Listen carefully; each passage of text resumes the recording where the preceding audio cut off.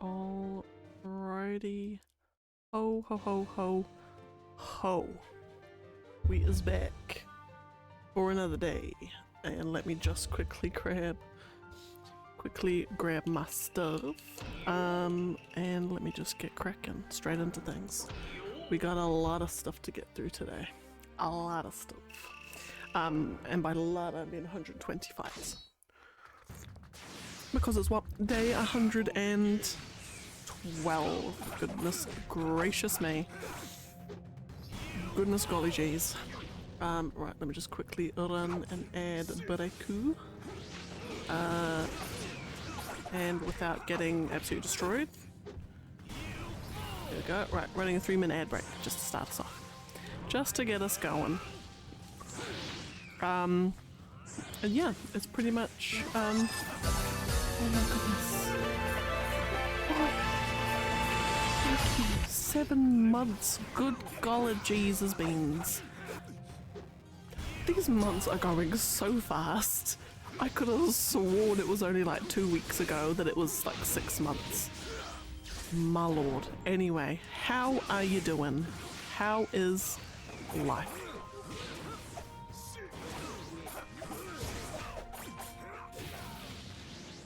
And I hope your stream yesterday went well.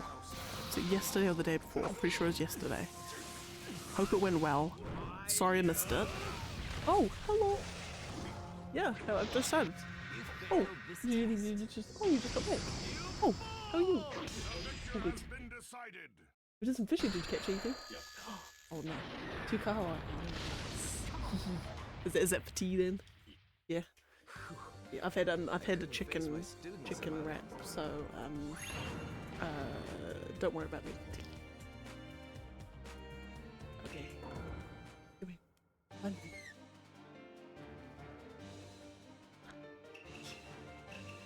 Run. That was the boy. Just got back with his dad, and they went fishing and they caught 2 fish. So I'm like, oh my goodness. They were out when I got back home. Like I literally got back from work, home from work like 20 minutes ago. Like not even kidding, 20 minutes ago. It has been mental.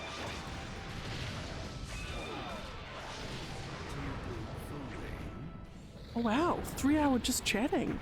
Dang. Oh my goodness. I'm so glad it went well. And also that there were heaps of gift subs too. It's like, I want to say congrats, even though I don't like it. There's like a not necessarily like a milestone as such, but yeah, I want to say congrats anyway. But yeah, but no. Otherwise, I've been okay. Have I been? Yeah, no, I've been fine. I've been fine. It's no doom or gloom. It's just been some very, very long days at work. The last 2-3 days, it's been like 11-hour days. And no sign of slowing down, which is like, So I'm thinking.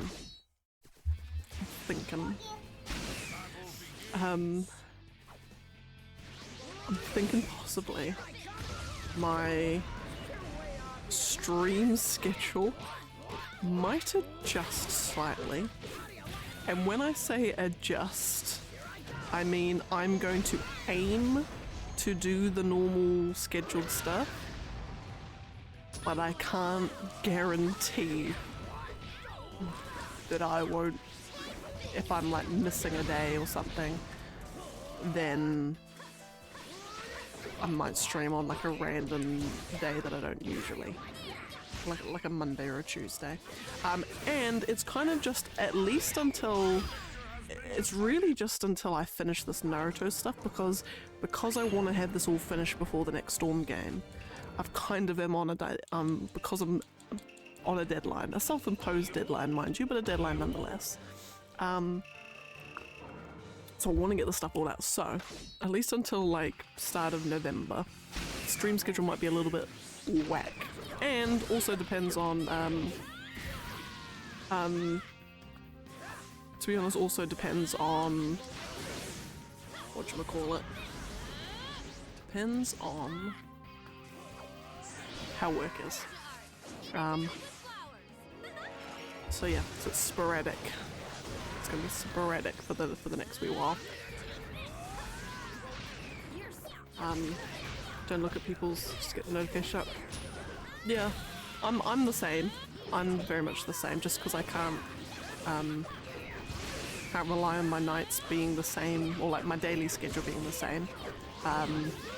I know some people do, like I know some people at least like the, you know, they can, if they wanted to, plan their day around it. You know, but I guess if they deem it such an event. But yeah. Ah, it's fine.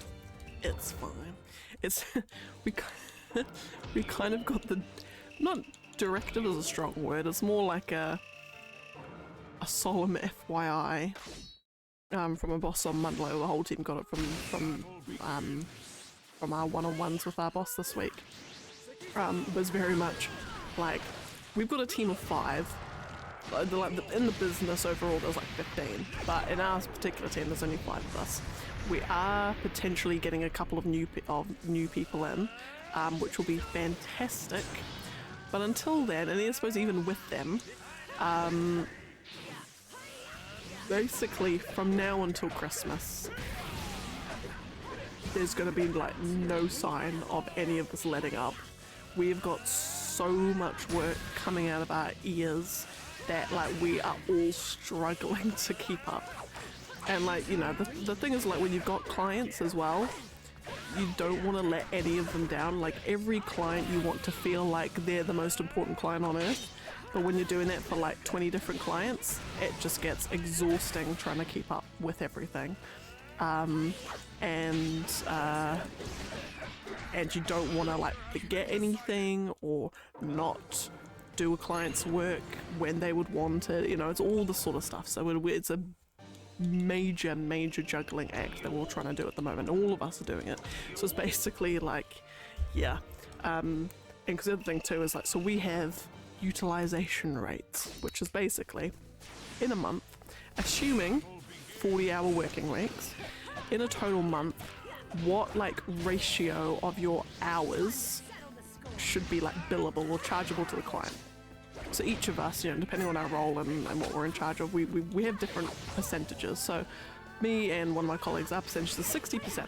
So 60% of the total hours that we work in a month needs to be billable, which is not, you know, if you've got lots of work on, that's not a hard number to reach. It's not a hard number to reach at all, but it also takes into account, you know, all of the admin work that you do, like entering in your timesheet, all of like the like client work stuff, you know. It might even be, you know, when we're meeting up with a new client and we're sort of doing the preliminary meetings and proposals and all that, like we don't charge that to the client. Like, why would you? You haven't even like started the project yet. So like all of that is technically hours that we have to put in our timesheet, but they're not billed. So all this stuff. Anyway, so basically now, up until Christmas, it's been, you know, to be able to keep up with everything, our utilization rates are going up to 80%. So of a 40-hour week, 32 of my hours needs to be chargeable. And it's gonna be a long next couple of months. I'll just say such. But all of that being said, as I said, it's not particularly all doom and gloom, because the saving grace is that I love my team. I love working with my team. They're all really good people, good, competent, skilled people.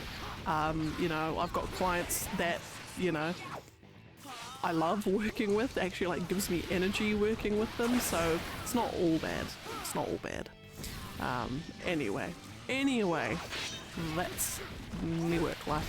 And the same thing for welcoming. I hope you're doing well. I hope the fam is doing fabulously.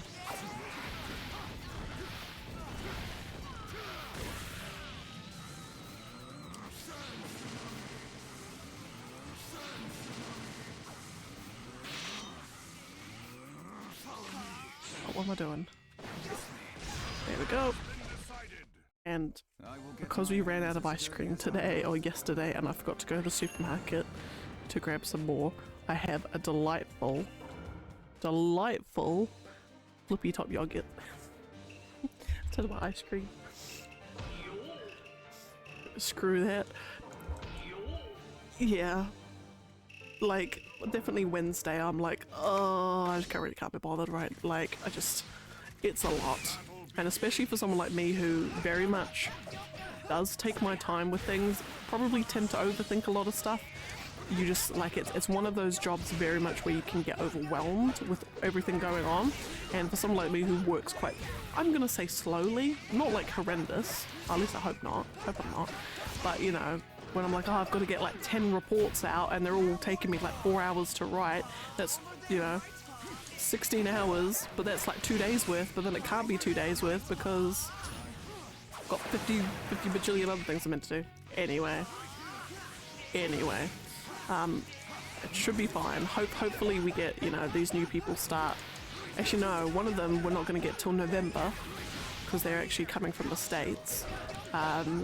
So, and then one of them we had an interview presentation today. So they like did this presentation as part of their interview. She was a really lovely woman, really intelligent, really smart. It will be an absolute boost if we get her on our team.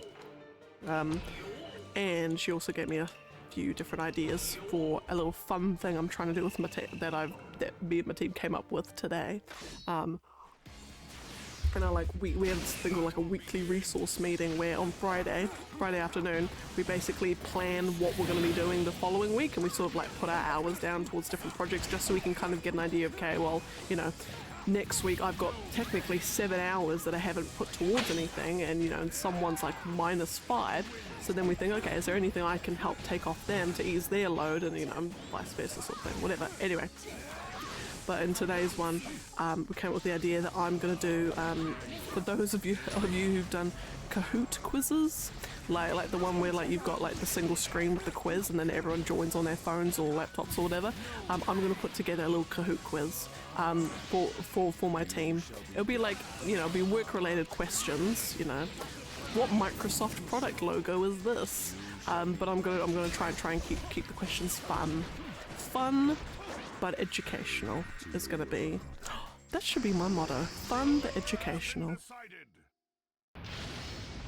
Fun and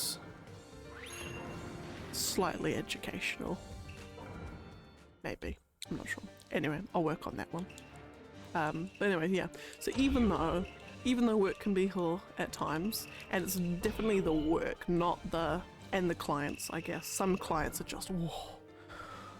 Oh, it drains it out of you, it really does. But my team is fantastic. I wouldn't change them for the world, like genuinely, would not change my team for the world. And so they kind of make, you know, we're all in the same boat, so it kind of makes things a little bit easier. But anyway, it's the weekend. Enough about work. It's the weekend, playing video games. Dreaming about, what am I dreaming about? I'm dreaming about YouTube videos actually. In the last few nights, a lot of the YouTube videos I've been watching lately, like the people from them are appearing in my dreams. It's weird. I do very much notice. I used to write a dream journal, but I don't anymore. But I'm very good at remembering my dreams after the fact, and I've like kind of like worked out, and if I'm ever like worried about something or anxious about something, like I need to do something for tomorrow at work, or you know, I'm like dreading a meeting or whatever, I will dream about it. Like I will dream about that meeting or that whatever. Sometimes it turns out good, sometimes it doesn't. But I notice that all the time. And then I also notice that the people and things that appear in my dreams have always got something to do with what I was watching or doing the day before. Because I've heard one theory that dreams are like your brain's way of like basically doing like some, you know, what if scenarios with events and things. So your brain's kind of like practicing for when it gets to the real thing. I think something like that. Anyway, doesn't explain all the weirdness, but anyway.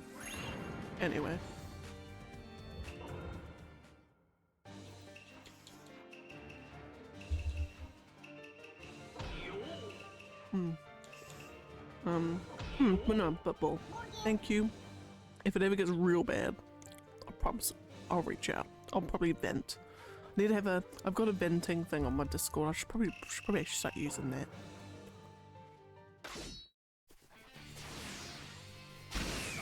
Scythias! Hello, hello, hello! I hope the planning is going well. I know the plan. In fact, I'm gonna go on a limb and say, I know the planning's going well. You shall be brought.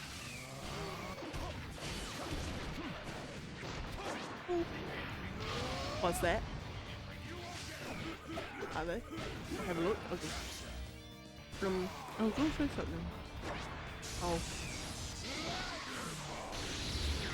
In my bag in the room. Oh, you saw it? What? What did I do? Oh, was it? Oh, sorry. I just put my bag there. I thought all you could see was the list.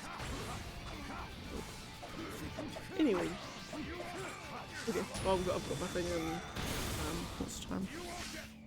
43 minutes. Yeah.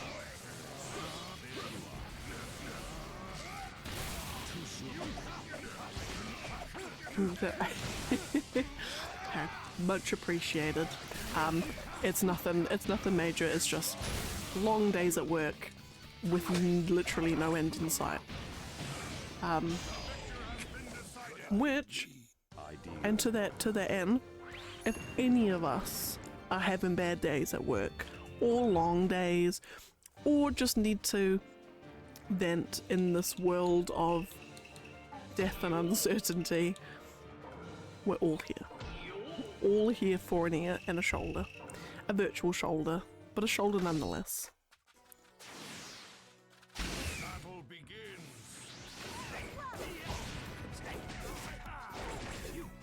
Sing it to the beat of the killer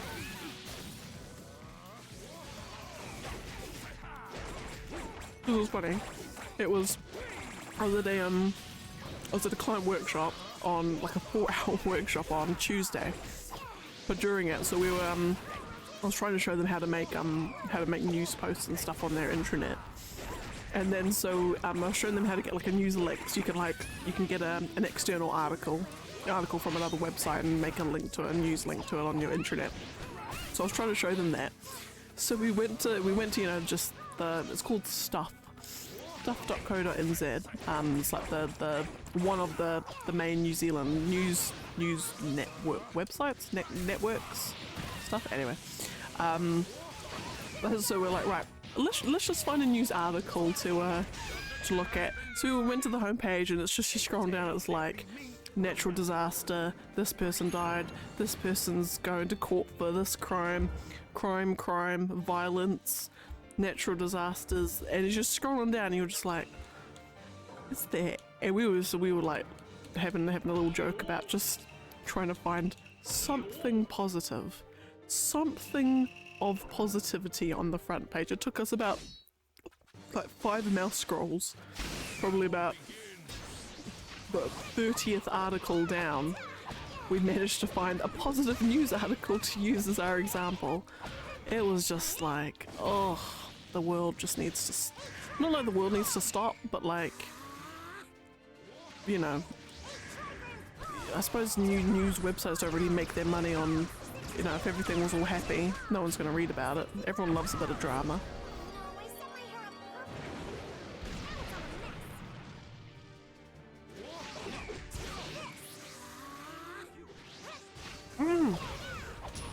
Oh my goodness. I don't know how I got to it. I can't actually remember what the train of thought just now in my head was. Oh my god, Bull. I completely forgot to respond to your message earlier.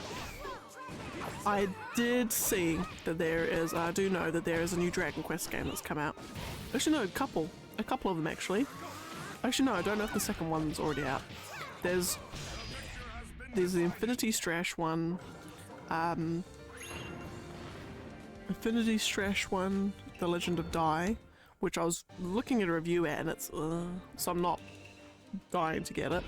And there's another one, Dragon Quest Monsters something, which looks interesting, but can't remember if that's out yet. But yes, no, long story short, well, I did know that there was stuff out. Just want to have a fun news story in a Naruto thing I came across. So I guess I'm always interested. I'm always interested, you need not ask. Please don't resent me. This is the fate of a ninja. Probably stop eating that and actually like do the fight. Stay away. I won't let you. Try to.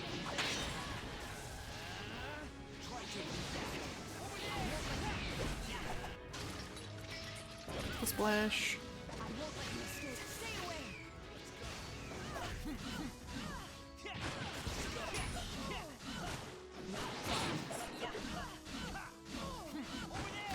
Lovely. And then Here I go. oh, beans. Don't resent me. I'm not in any danger of dying. I think. I hope. I shouldn't be. If I die now, something's gone horrendously wrong. No. That's good.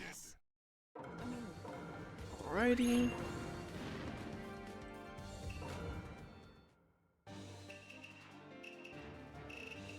Who is Kitsu? That's better. Oh, I'm just gonna pop that on. Ugh. Goodness gracious. God, my hair's a bit fuzzy. Here I go. Here we are. Please don't resent me. Probably, I'm just going to change the light on that one. That's better. There we are. I won't let you escape. It's daylight saving, so it's far lighter than it would have been normally.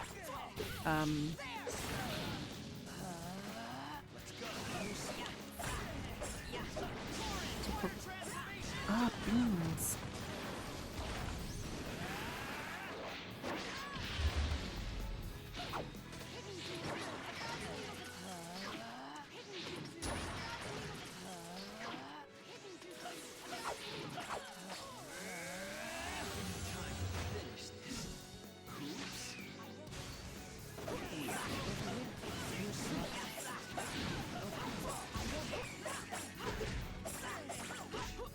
Skadoosh.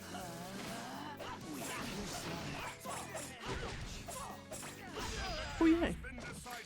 I'm surprised you didn't use the substitutions on that one. Okay, what are the next? Go stage mode and Shino. It's Olympian Alina, 16 years old. Oh, I had wanted an Akita dog, and her parents said basically if you get the gold, we'll get you that dog. She did.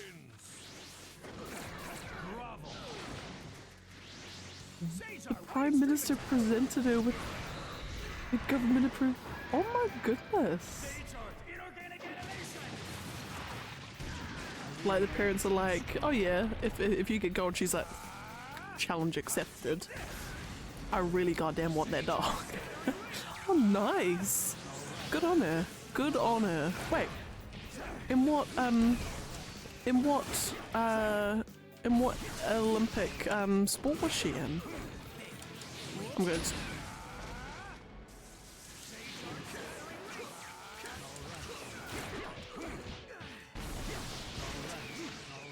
Skating. Good on her. Good on her. That is uplifting and hopeful and optimistic. Thank you, Cythius.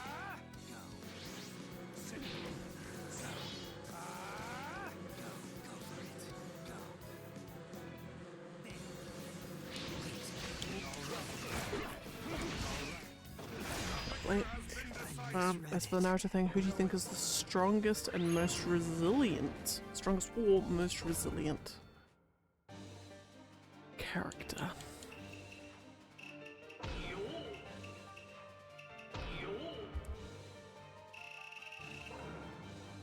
To be honest, I'm gonna say Itachi.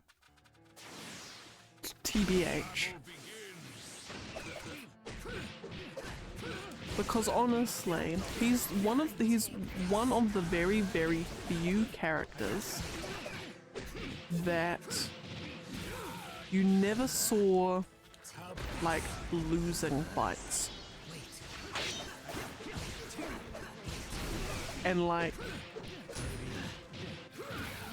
you never ever, even in the fight with Sasuke, you never ever got the feeling that he's being outmatched. Even when he's like limping, you know, literally on his last legs, you still never got the sense that he was on the back foot at all.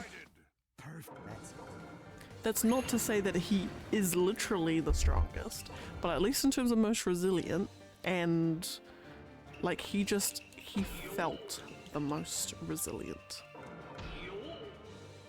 You never felt like he didn't have the upper hand with anything. And that's what made him really, really intimidating. And I think fantastic. I think great. Yeah, so I would say Itachi. If you go in like raw, okay, like who's actually gonna win the big, you know, the fight, you could say Madara. You could say him. I think. Yeah, it's either Itachi is basically one of the Uchihas, really. Like, really.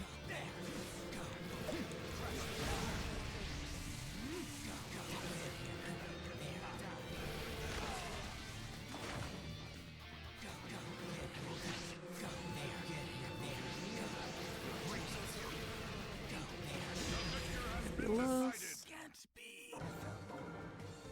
Yeah, curious to know your thoughts though.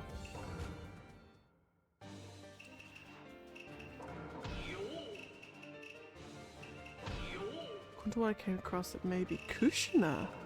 Given how all the other Jinchuriki are alive.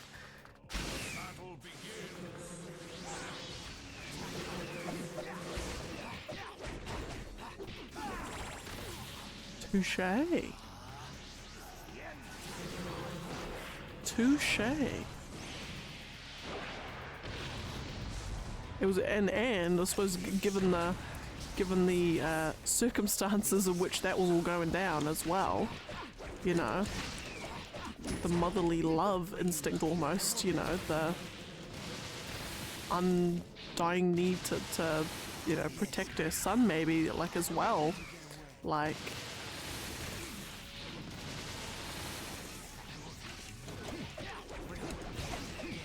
that's very interesting actually. That's really interesting, actually. Like, really interesting.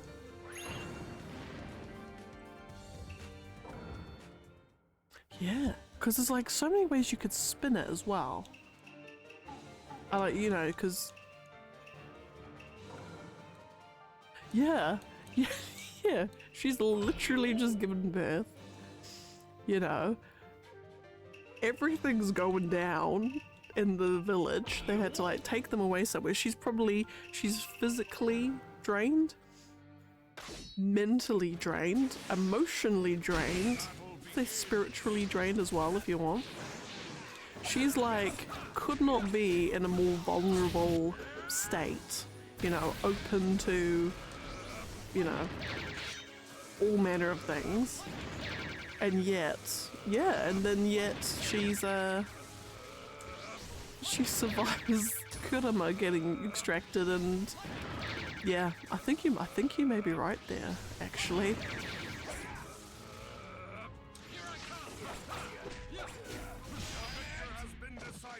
I really like that thought. Yeah, as for all the hot air that Madara, you know, has, I think you'd probably be struggling. I think he would probably be struggling in that same situation. Battle begins.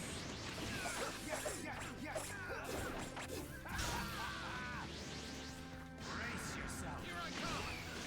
Curse jutsu. Death possession blood.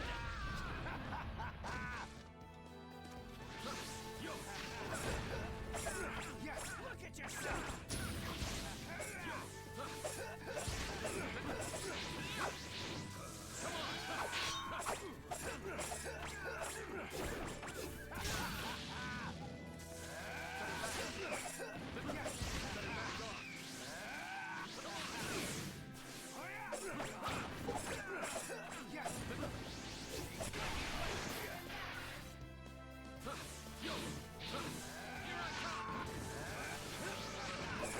There's the other thing too, now that I think about it, because like it's interesting, because whenever you have, you know, whenever there are big debates and discussion, like, you know, who's the strongest character this, who's the strongest character that, whatever,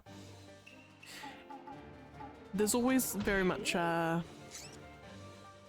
know, we're talking strongest as in like, can, you know, lift the strongest, you know, can lift the heaviest weight, or wins the most fights, or, you know, knows the most abilities in jutsu, or, you know, whatever it is.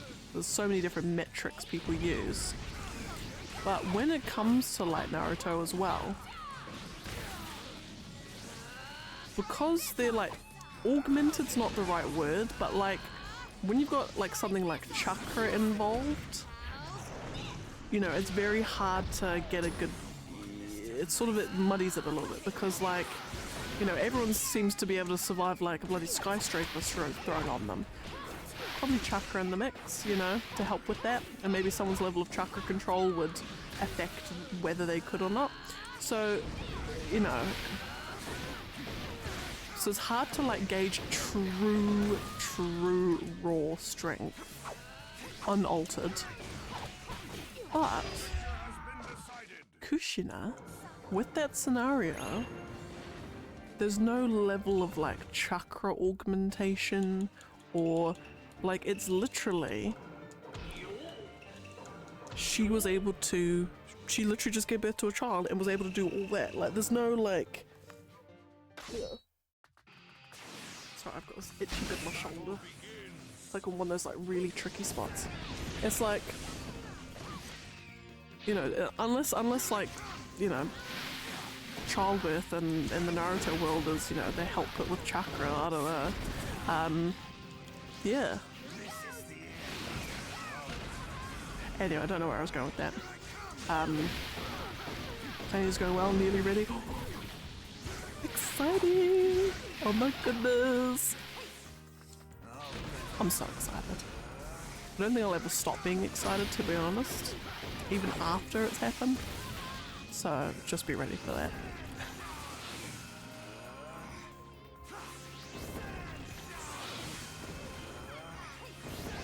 Because then even after it, I'll be like, excited for the honeymoon. Oh my goodness. Anyway, so you got that to look forward to with me. Never not gonna be excited for it. Anyway. And that's why I enjoy separating out different stats. Yeah, because it's just like everyone's definition of strongest or whatever. Yeah, it's just, you know, and sometimes like I mean I can, you know, me and my youth was very much like what characters I like was very much based on how cool their moves looked. That's why I loved Sasuke and Neji so much. I'm like, oh my god, their abilities and moves look so cool. I love it. Like, they're my favorites just because they look cool. Not by any other metric other than that.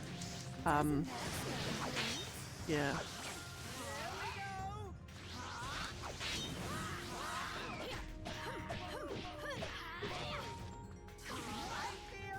Because then like, and then by the same token, if you think about it. Like, who's the fastest Naruto character? We could say, oh, Shisui is, because he can, like, do the zippity zoozahs. You know, all these sorts of things going on. You know, you could say, there's 100 different people you could say, but actually, you'd probably say that, like, Rock Lee was. Because literally when he takes his weights off and he's going that fast, that's literally because he had the weights on and was training with the weights on, and now he's just like, you know, it's completely unaltered. He's not pouring chakra into that. Like, it's purely his absolute raw physical speed. So yeah, so it's always interesting discussions.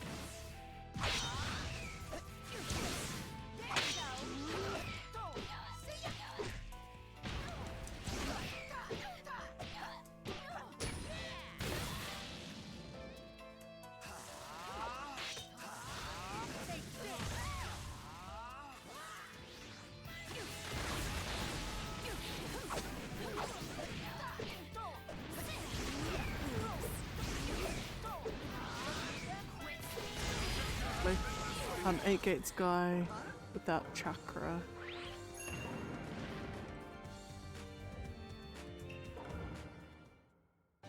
Nato with. Oh, yep. Yeah.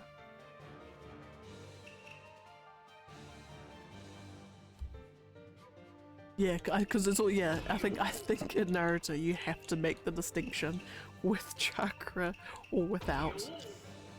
And I suppose that would go for any sort of property where there's some kind of energy force going on. You know, you could say in Star Wars, you know, with the force or without the force sort of thing. A similar thing.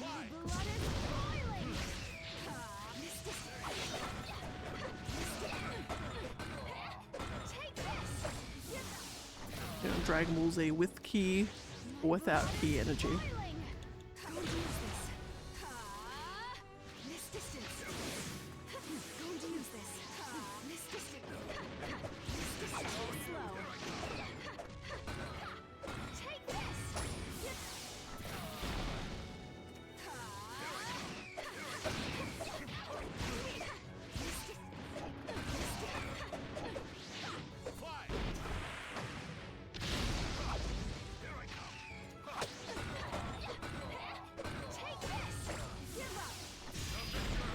Also, I have to say I love his danger level being flea on sight.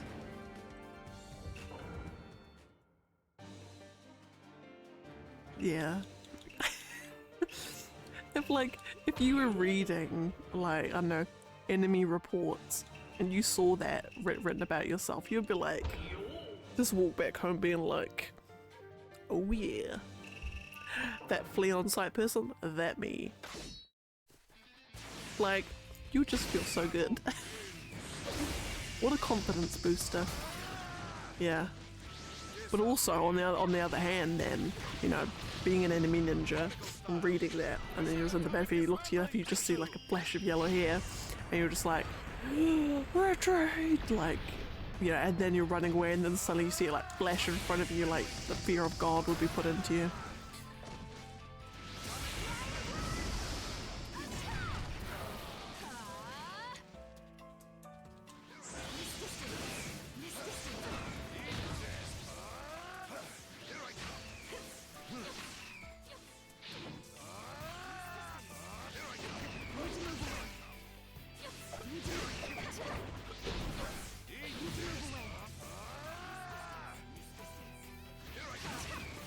Come on.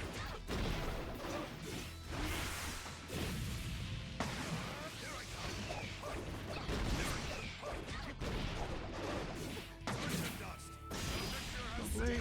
Do it. Your existence. Right, Hinata. And Gara.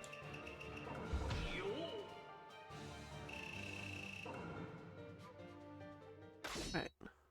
Oh, sorry, no, I was looking at my list. So I could have sworn I had the same thing twice, but no, I've got Hinata versus young Gaara, and then I've got a young Hinata versus young Gaara. It's not quite.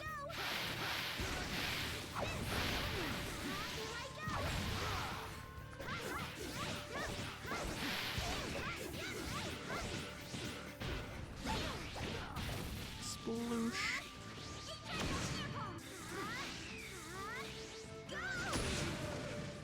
Lovely.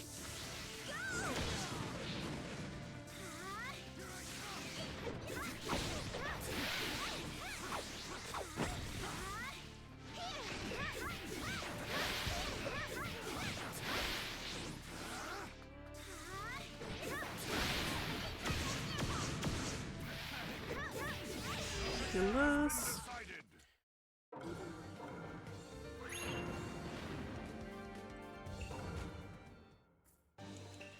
Right. Gaara.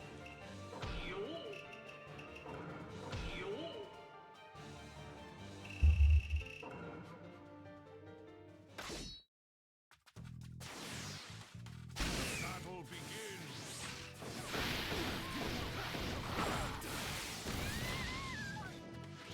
This is the end.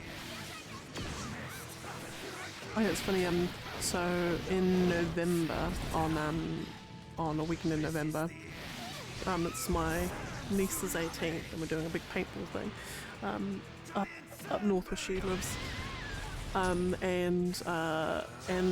it's funny because, so I was booking the motels today because, like the whole family's going, so there won't be room at the houses.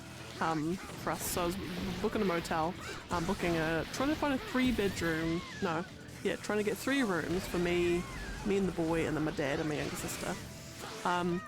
And so rather than a motel, the cheapest thing I found was actually like a house. I don't think it was quite an Airbnb, but it was essentially the same thing. It's like someone's just rented out their whole house. So I'm just like, screw the motel, Dad, we're gonna go stay at a house, we've got the whole entire house to ourselves. He's like, let's go.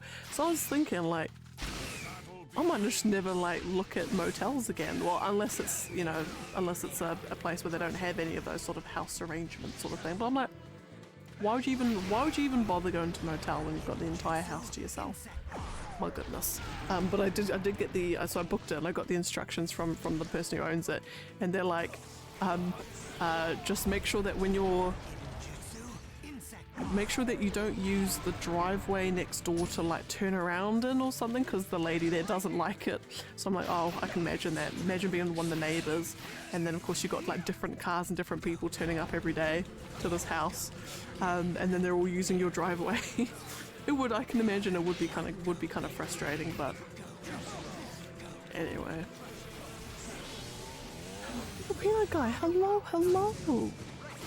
Welcome in. Good to see you, good to have you. I hope life is fabulous.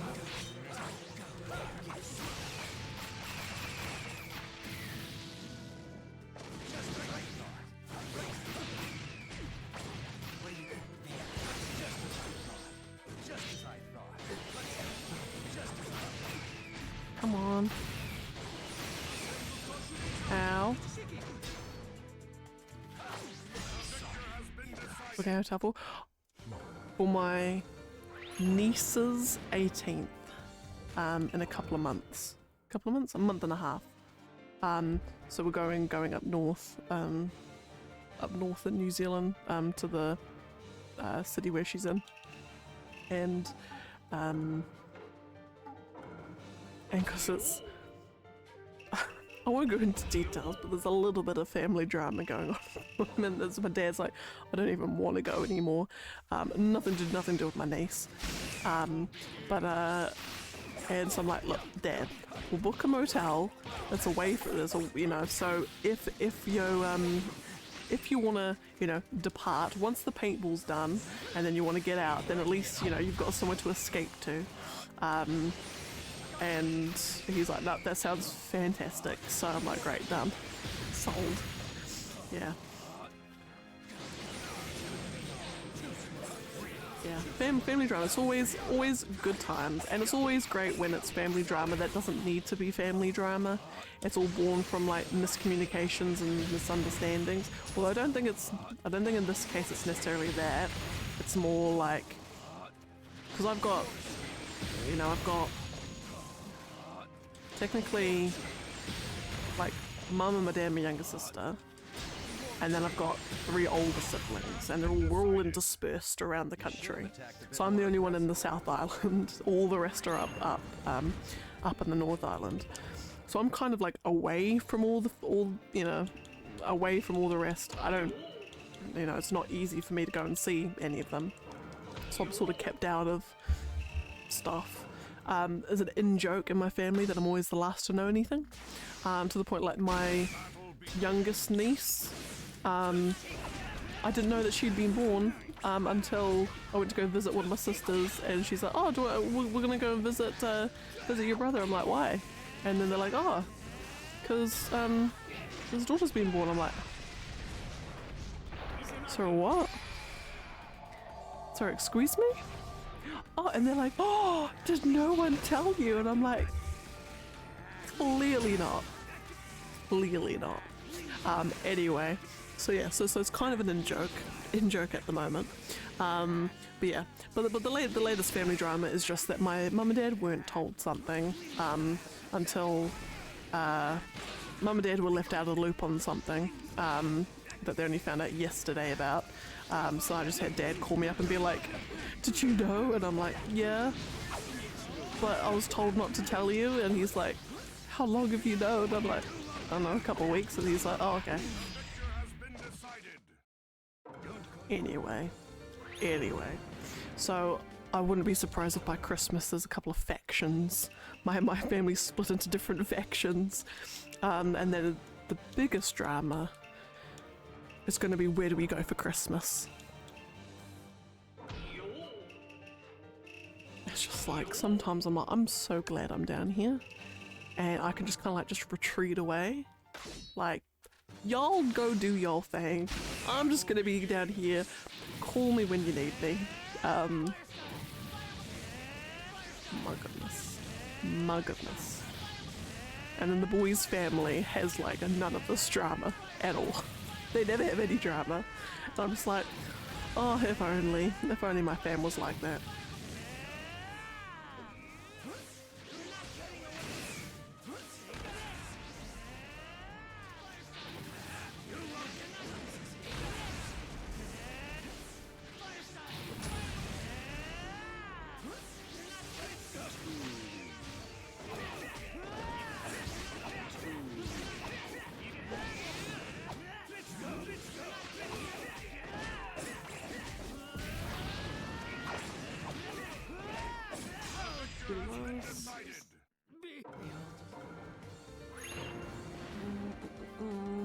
Right.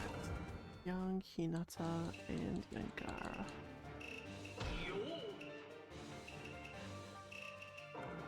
Wait. Not my cup of tea, goodness. Gotta pull out the big guns. Ugh, my giant cup of water. Okay, fact of the day, oh my goodness. So I was treating my boss yesterday, because we were both at work at like late, like 6:30. Treating my boss to some random facts of the day. You know, I did apologize to her. I'm like, I'm so sorry just for just blabbing, and you have to listen to my facts of the day. She's like, oh, it's all good.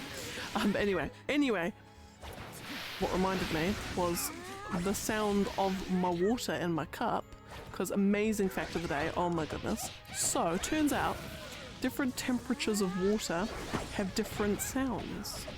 The hotter the water is, the thicker it is, and the deeper sound it makes when, you know, it's like running from a tap or you're pouring water from a kettle or something like that.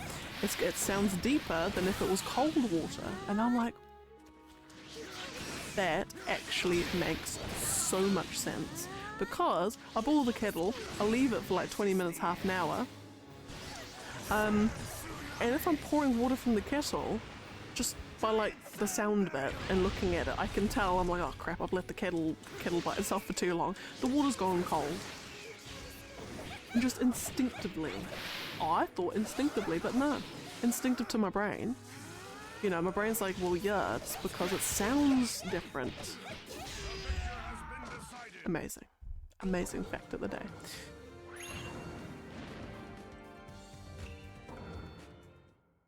So my boss was actually like, huh, interesting. Yeah. Riveting facts, I know.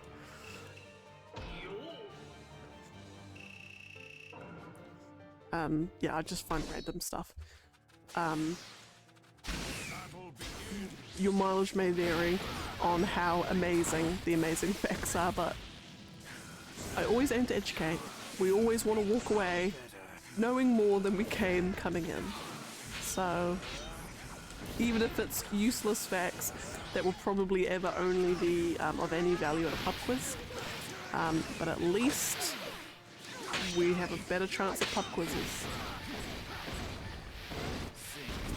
And as a pub quiz veteran of like 15 years, literally you never know when a random fact you're gonna have your Slumdog Millionaire moment, and you're gonna get such a specific question, and you're gonna be like, oh my goodness, I have been in this super specific situation where you could only know the answer to this question if you'd been in the super specific, you know, situation, or not only, but you know.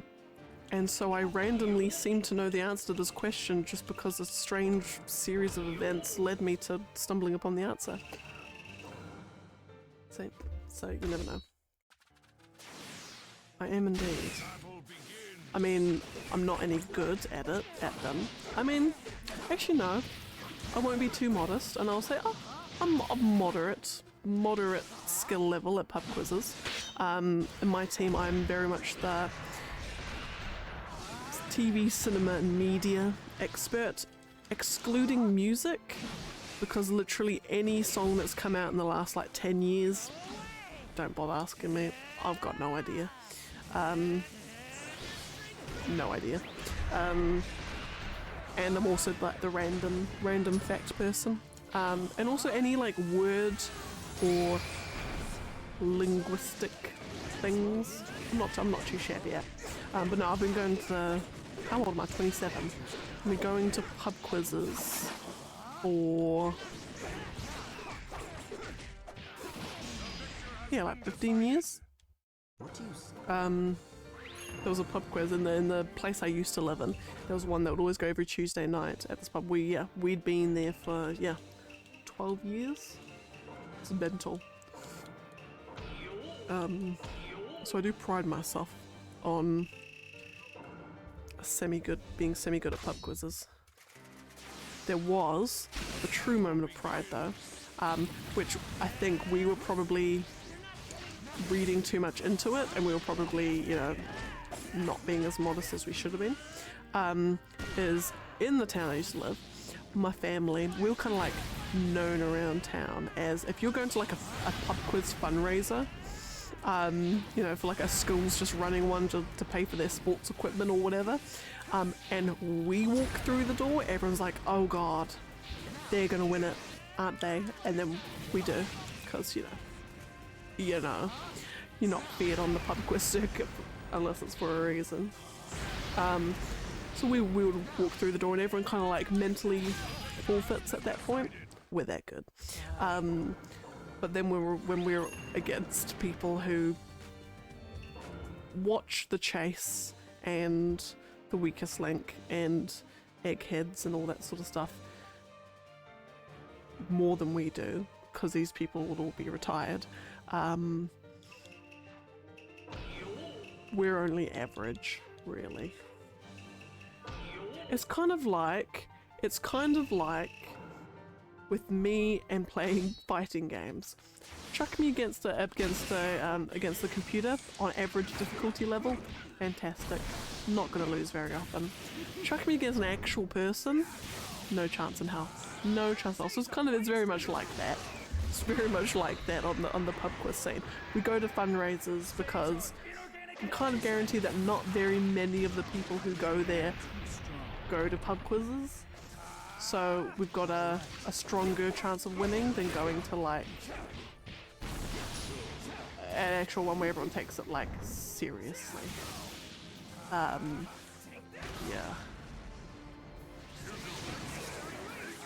But then I always say to myself, well, all those people that, yeah, they're all like retired, so they've got every hour of the day to just like read things and like watch TV and just learn stuff. Whereas I'm like, ugh, I've got life responsibilities, I've got school, and then I've got work, and then I've got all these other things. I can't just sit there and do crossword books as much as I'd like to be able to sit there and do crossword books every day of my life. I can't. Hey, I always say, everyone's like, oh, I'd be no good at a pub quiz. TBH, I find most people who say that, the boy included, honestly, you're gonna be far better than you think you will be. But also, it also depends on whoever's done the quiz. If it's like a professional quiz company, like even I suck. I'm horrendous at those. But if it's just like, you know, if it's one that's like someone's put together, you're probably good. Like, you're probably fine. People know far more than they realise. Like the boy, he's like, oh, before meeting me, he'd never ever gone to any quiz in his life. His family's not a quiz family. So he's like, I'm gonna be useless, completely useless, no help at all. Turns out that everyone on my team, when it comes to like nature and animal, like questions about animals, questions about like machinery, like cars, auto machinery, just say cars, you know, anything like that, and like plants and nature-y stuff that you'd know very, very well if you were like went out hunting or fishing or just spent any modicum of time in the outdoors. He's got it like made. He saved us from getting some rubbish scores in a couple of rounds. And like stuff that's just, he's like, how could you guys not know that? And we're just like, how could you know that? Like, oh my goodness. And thank you so much for the follow. It is much appreciated. I hope you're doing well. I hope you're doing fabulous. I hope life is good.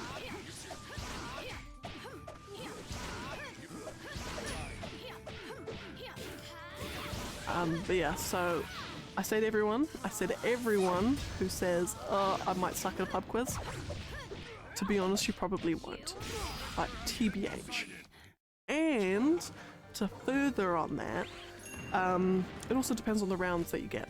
Because sometimes you get people who just do the plain, I'm gonna go out on a limb and say boring, just generic rounds. Oh, here's the geography round, and here's the music round, and here's the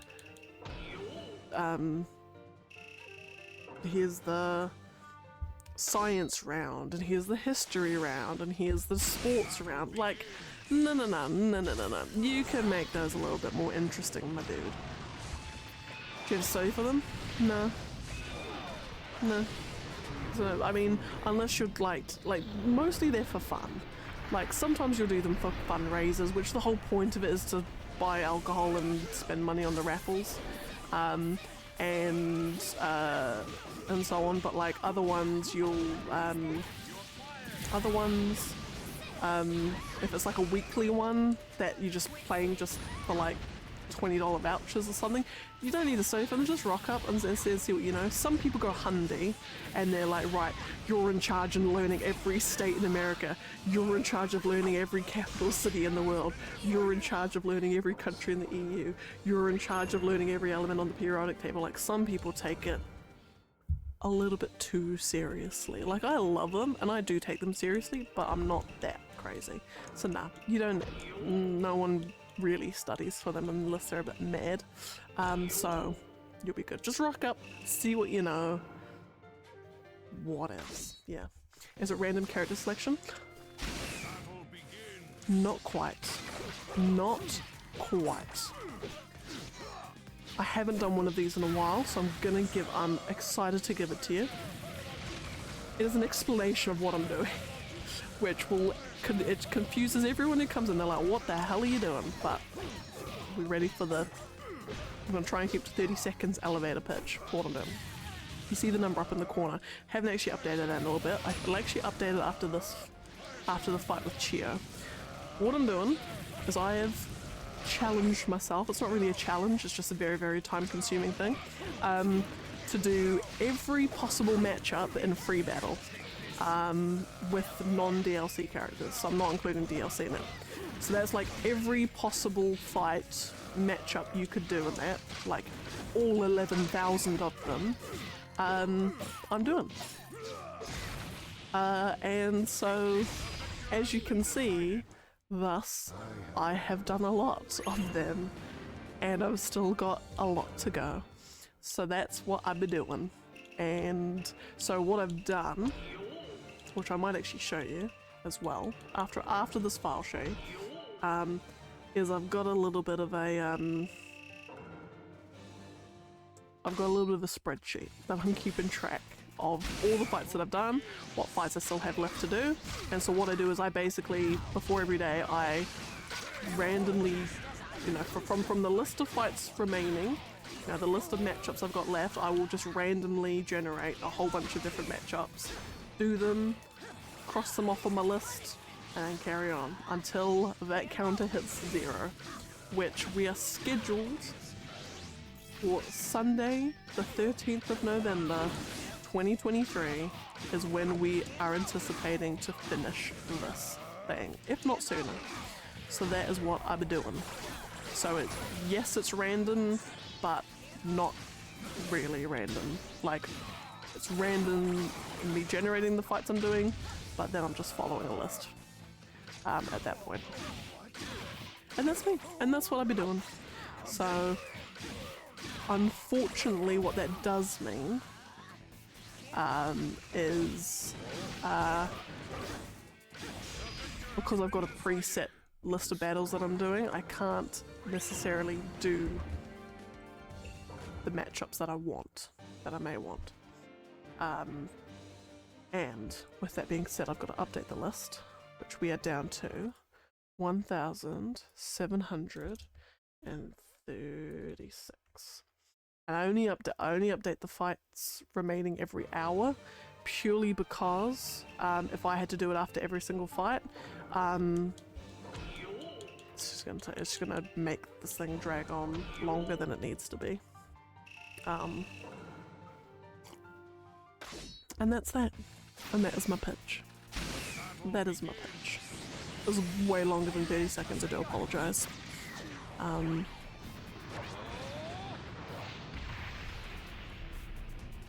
But if there's ever a... What I have done once is if you've wanted to request a character, no, not request a character, request a costume, because I do have a channel reward, a channel point reward for requesting a particular costume. So if there's a particular like outfit for a character, what I can do is I can scan the list, and then if I've got a character coming, or if that character appears on one of the matchups I've got coming up, then I'll just like quickly do that fight, do that, and if not, then I refund the points. So I've done that once, but that's, yeah, that's the only variety I can allow, at least for now. When the next Storm game comes out, that's when then character requests and so on, that's when I can do that.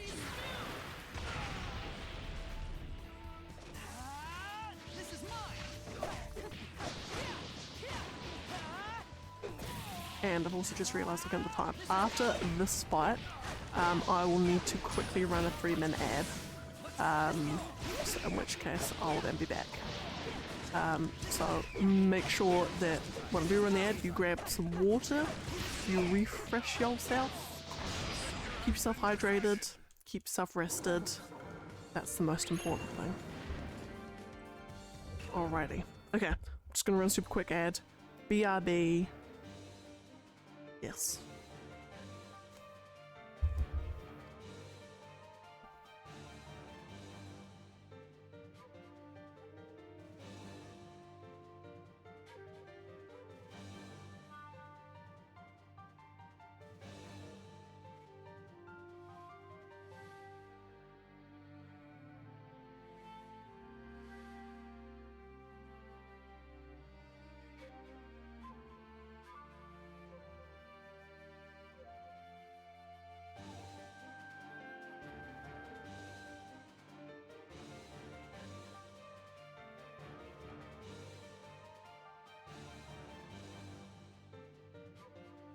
I'm back, for those of you who are still around.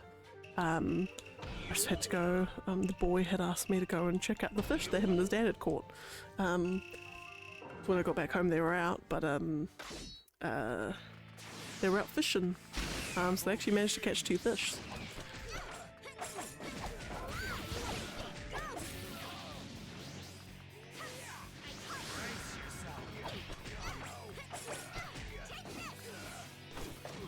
Alright.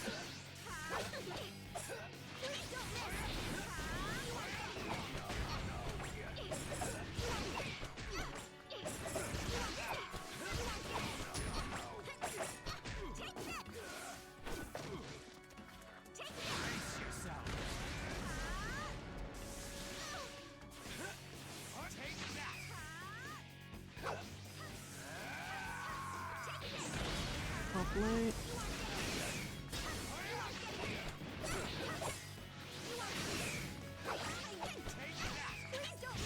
Fabulous.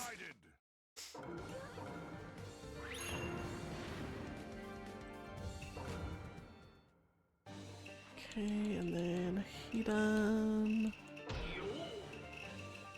Lovely.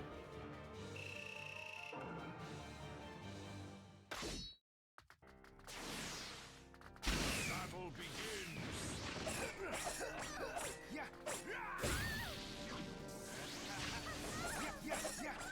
Look at yourself. Take that.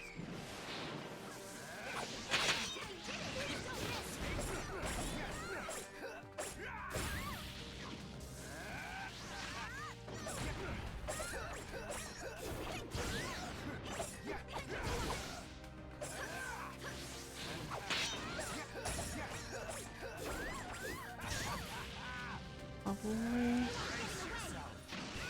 Fabulous. Curse jutsu. Death possession blood. Oh yes. That's it. That's the stuff. The victor has been decided. Oh my goodness, I didn't realize that. On that freeze frame, just then, and I don't actually know, I actually haven't paid attention to see if it's actually visible or not, was like a little skull that flashes, just when he does the big purple explosion thing. Didn't even notice that. The things I have learnt since I started this whole shebang a year and a half ago,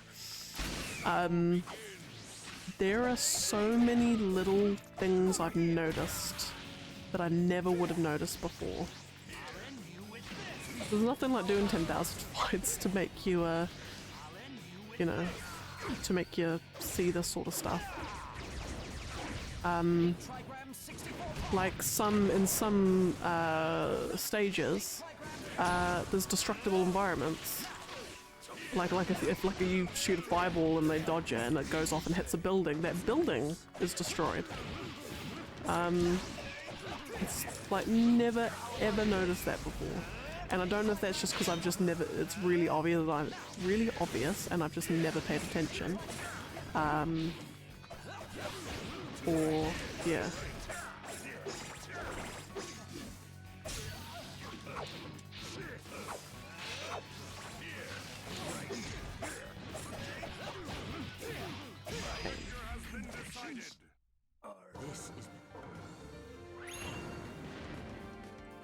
Lovely.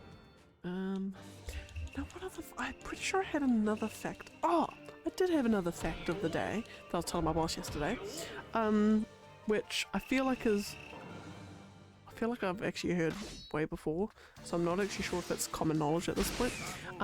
But turns out, so the popular children's author, deceased, I think. No, he's deceased. Dr. Seuss, that everyone knows as Dr. Seuss, it's actually pronounced Seuss. It's actually Dr. Seuss. Rhymes with voice. And I'm like, I feel like only in the Western English speaking countries would that have ever been a fact to learn. I'm pretty sure, you know, wherever it originates from, and whether it's Swiss or German or Danish or oh, there we go, destructible environment. Look at that. Pretty sure it's like only it's common knowledge for like everywhere else except like America and England and so on. But yeah, Dr. Seuss, the children's author. Fact of the day. Fireball and young Sakura.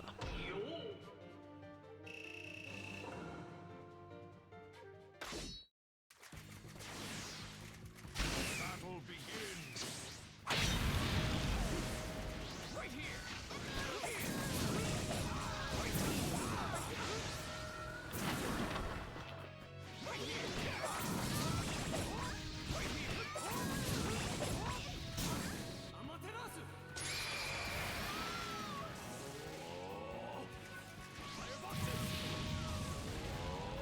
Lovely.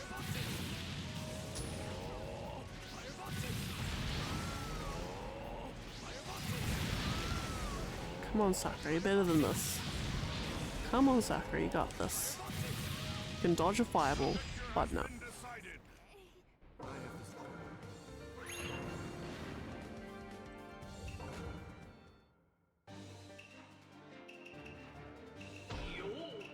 Alright, and there we go. So where are we at? This 52. Yeah. Battle begins.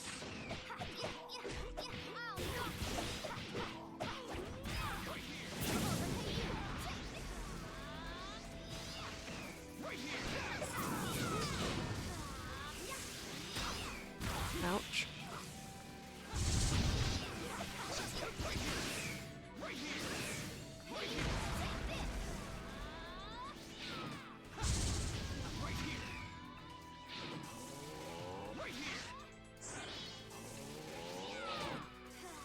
Come on, chuck dash in. There we go. It's like the AI can't work out. It's like it just can't work out that thing's there. It's just got no idea.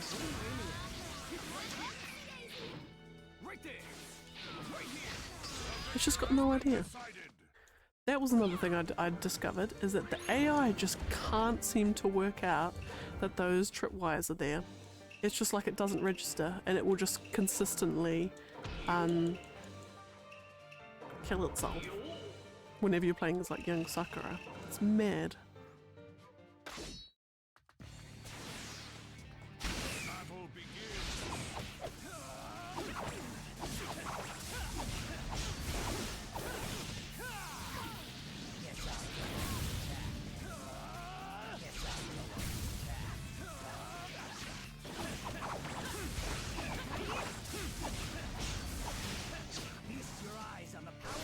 My favorite Naruto character. It changes every time. It alternates between Sasuke and Itachi, depending on whether it's an odd or an even minute in which you ask me. It'll be either Itachi or Sasuke.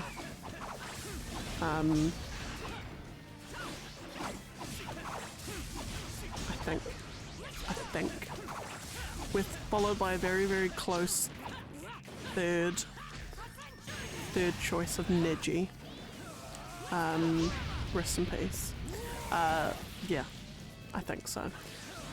Like, part of me doesn't want to say like Itachi because everyone's favorite character is Itachi, but I'm like, maybe that's for good reason because he's a bloody good character. Part of me feels bad for saying Sasuke, because I know not a lot of people like him, because they just think he's an edgelord. But I was in love with him when I was like 10 and 11. Like, I was gonna marry Sasuke. But that was when I was like a young impressionable schoolgirl. So I kind of like, and I don't like what his character became. I genuinely don't like his character in Shippuden.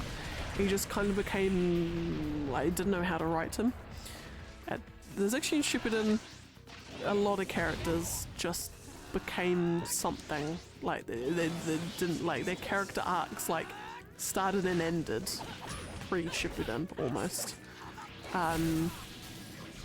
So yeah, so I kind of don't want to say Sasuke. Maybe I just do Sasuke with the caveat that it's only pre-time skip. I might just say that. You're one of them. Fair. Anyone who says that Sasuke's an edgelord, I'm like, fair. Yeah. He is a little bit. I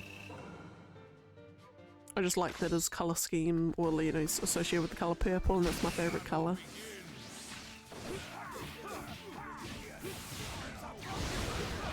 Yeah.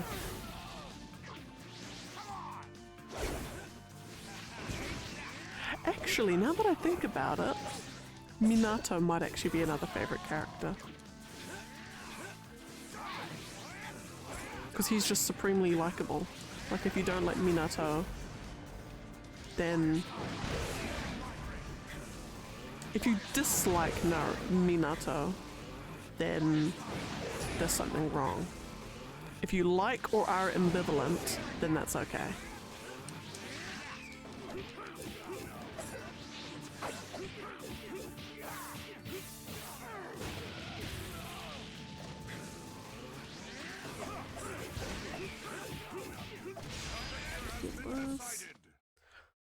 Things I should have actually finished with an ultimate on that one, because I swear that would have been a custom one.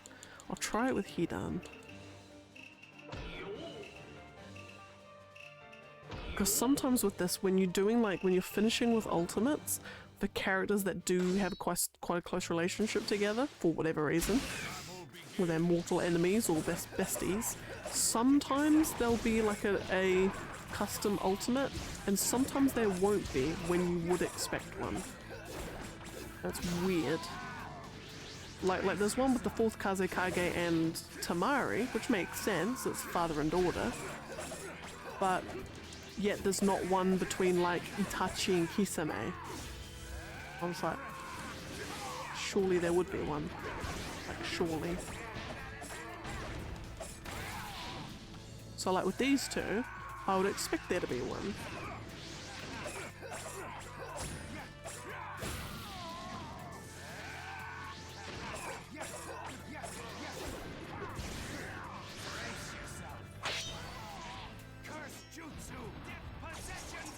Yeah. That's it. No custom one. That's the stuff. The victor has been decided. No custom one. Interesting. Interesting. But no, Evil Peanut Guy, who do you have a fave Naruto character?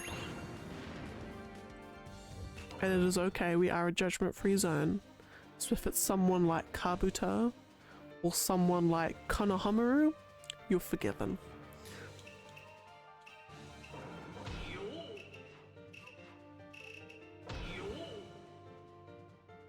Did I pick the right? I did pick the right one.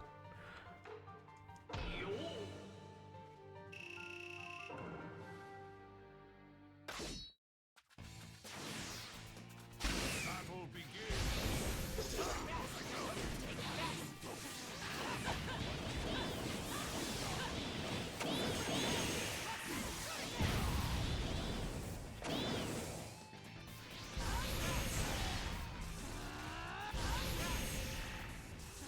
Let me hit you!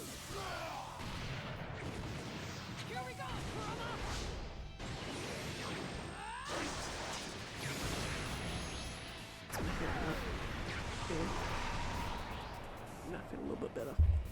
Oh my goodness, I'm so sorry. Every time I hit the mic, I don't actually know if it just causes a huge thud, like a thump. Because I haven't got one of those shock mount things on it.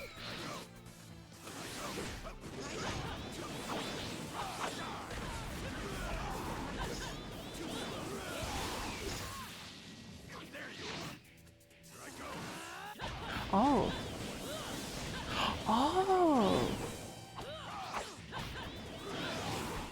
Oh, in that case then. Welcome. Welcome to the Sasuke fan club. I don't feel as guilty for liking him now. But no, yeah.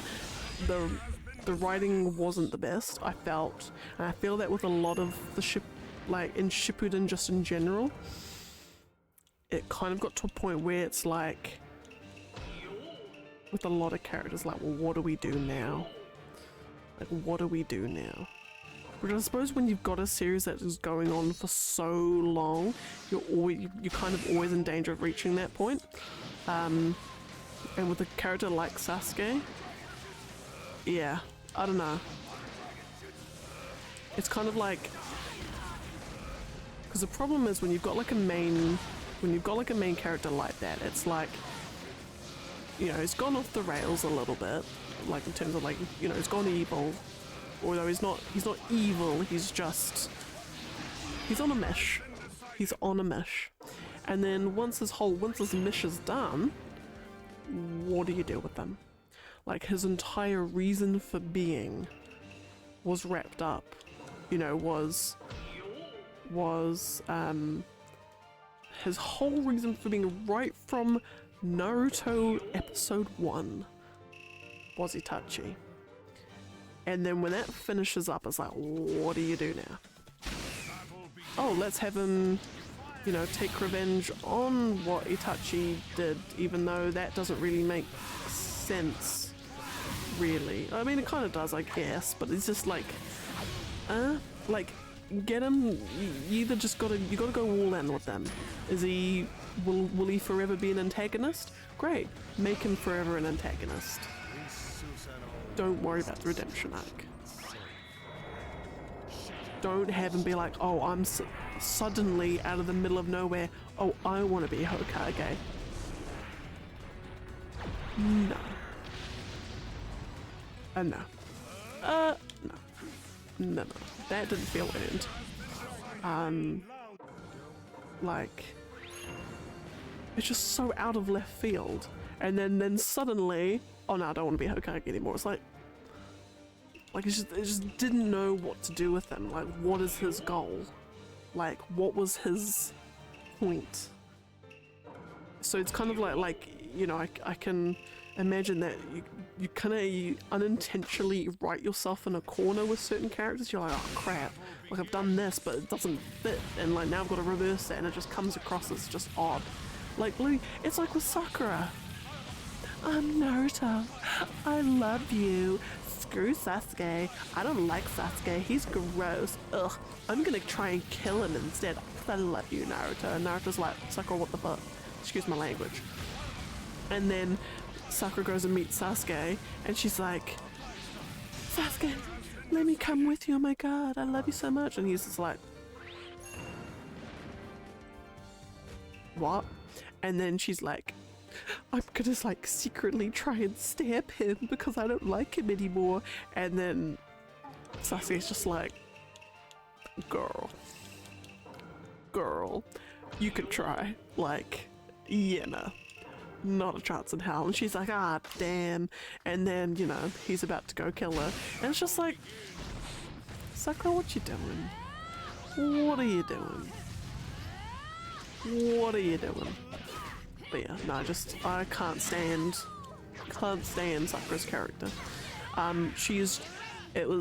will forever hold, I've got a lot of strong opinions about a lot of characters in this. The problem with Sakura was, right from the start, she was always teed up. It's like Kishimoto completely forgot what he had set up with her, and he just forgot that he had actually established a lot of really cool stuff with her. Like, you've got a chick who's in love with Sasuke, great, you know, her rivalry with Ino, you know, got that all teed up, fine, whatever, she's a girl. As a fellow woman, I can understand. You do some dumb stuff for love when you're little. Can't say it ever worked with me. But anyway, you got the smartest girl, smartest person in the class, and that's like not necessarily Shikamaru smart, that's just like pop quiz smart, you know. She's not, it's not like, her and Shikamaru are like different kinds of intelligence. So you got super intelligent character. In the tuning exams, you're almost like setting up that when it comes to like genjutsu and like not, again, like not full-on Shikamaru like long game strategizing, but she's like extremely intelligent and can kind of like work out what's going on. She can work out what's going on in the moment. Whereas like Shikamaru is extremely good like planning wise.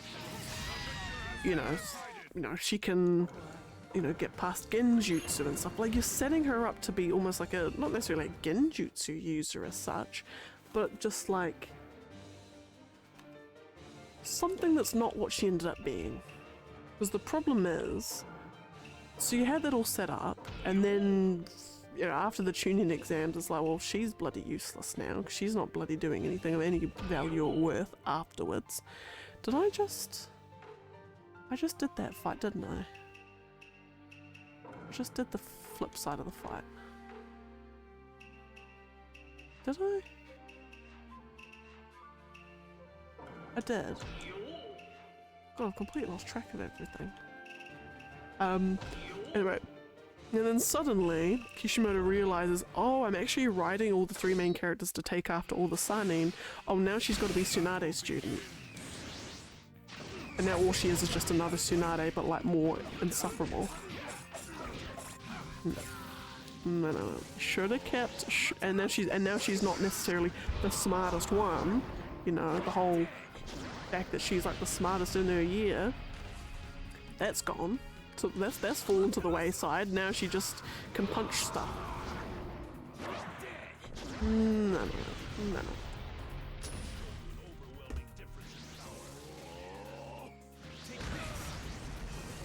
Anyway, that's my TED talk on Sakura. Can't stand her. Should never have married Sasuke. Soz about it. Sasuke belongs as,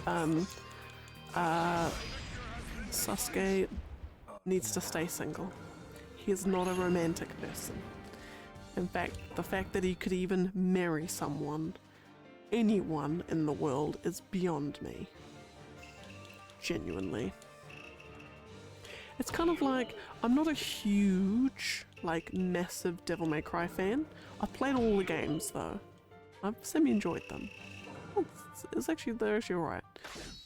It's kind of like with what the thing about, like, it's like the whole thing with Virgil.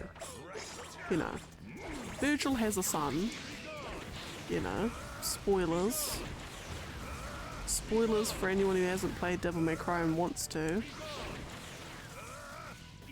Spoilers on the next sentence, but anyway, he's got a son, Nero, but he's not married. That's the thing. It would have been some chick somewhere, you know, after a busy day, goes to a little house, you know, goes to a building of particular purpose and does stuff with people with particular jobs, I'm sure, or whatever, and you know, she has a kid. But Virgil isn't like, he's not like, oh yeah, he would totally like fall in love and get together with the lady. He's just not like this. He's not that kind of guy. Never ever struck him as, he's never ever been in any, I think, he's never shown any kind of side to his personality that's like romantic and loving. So it's like, and the same thing with Sasuke. It's like, when has he been like, oh, Sakura, I love you. Oh, you're just so adorable. I just want to kiss you and hug you and cuddle. Like, that's not Sasuke. No. No.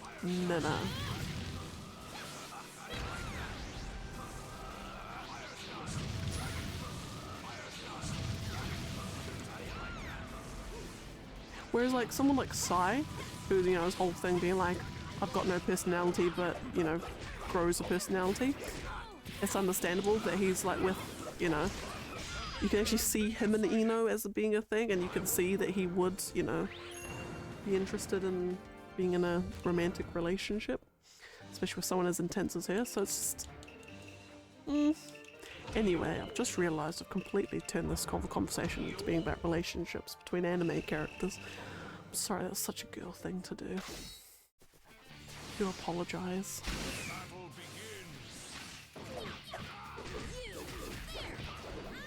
Doesn't deserve love. Just jealous because he got the ladies. I was jealous of the ladies for being able to be around him because he was so amazing. If I was in Naruto land, I would also have been in love with Sasuke. I would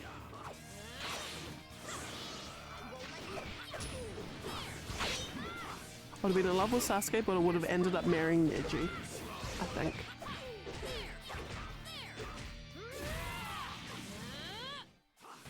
But also at the same time, now I'm hypothesizing about marrying different anime characters.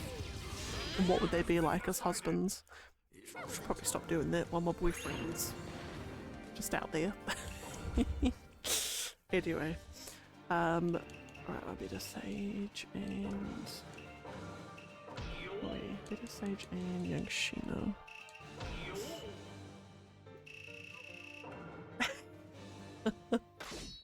Don't tell him, whatever you do. Don't tell him, but he's so my boyfriend is well aware of what I was like before we got together. Me and all my fictional characters that I was madly in love with. Not really. Because, you know, he's my first boyfriend ever. I got a boyfriend very late in life. Never had any luck with all the guys I had crushes on at school. Of course, because I probably came across as mad. Absolutely bloody mad. But anyway, but I did have a Tumblr, you know, and so I'd like reblog, you know, things of all my celebrity crushes. And the boy has seen my Tumblr. I made the brave and courageous decision to be like, hey, do you want to see my old Tumblr? And he's just scrolling down and he's just like, oh my god. Please tell me you're not like this now. And I'm like, no, I snapped out. I snapped out this fast. It was nothing rude. I was never ever like, still am never like that. But it was, you know, especially when I was in like my Marvel, like, huge about the MCU movies phase. You know, because if you're on Tumblr and you're into Marvel stuff, it's almost guaranteed that you're reblogging pictures of Loki and the Winter Soldier and all that sort of stuff. So there's I had a lot of pictures of that. A lot. Like, in the hundreds. Some very cringe stuff. But anyway. No, so the boy is well aware of what I used to be like.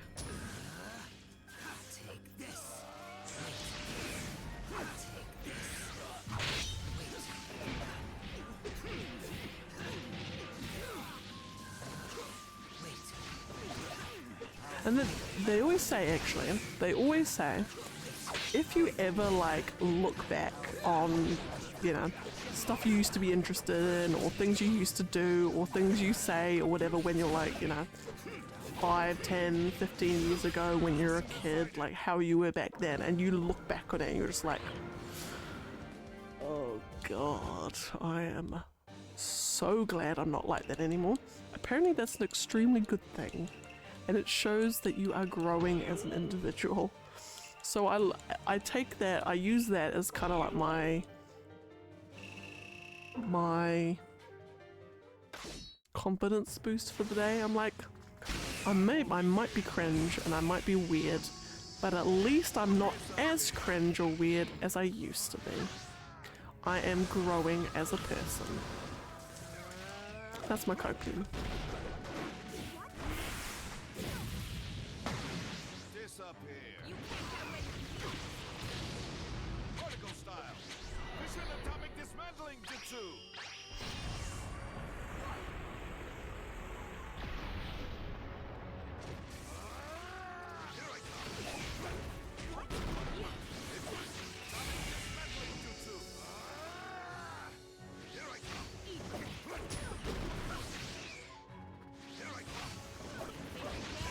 Come on.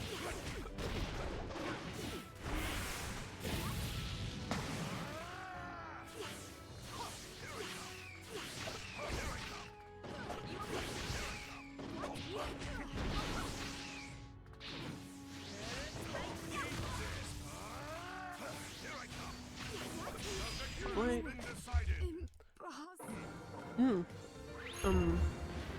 But it is because I think I'm guessing it's this whole year is the Naruto 20th anniversary. Or maybe it might not be this whole year, but just like anyway, around now is basically the Naruto 20th anniversary. And apparently they're remaking the original anime. And I say remaking, I think they've just like reanimated it. So I think it's still like the same images, still the same sequence of events and the same things, I think. But they're just, you know, updated it animation art style wise, I think. But I'm actually really excited to, I'm gonna watch it all again. And I'm really excited to, because it's actually been blimmin' ages since I've actually seen an episode of the original Naruto. And I still hold that like the Chunin exams arc is, and I will say this forever and ever until I'm blue in the face, the Chunin exams arc is undoubtedly probably the greatest set of episodes of any anime. I'm gonna be bold with this statement. The greatest arc, in all of Naruto, first off, in all of Naruto. And I'm even gonna go on a limb and say, in all of anime. I will most likely be forward on that, and bite me all you want. I haven't seen many anime, so that's why I hold that as. I'm sure someone could probably show me otherwise. But anyway, Tuning Exam is bloody good, and I'm really excited to watch it again.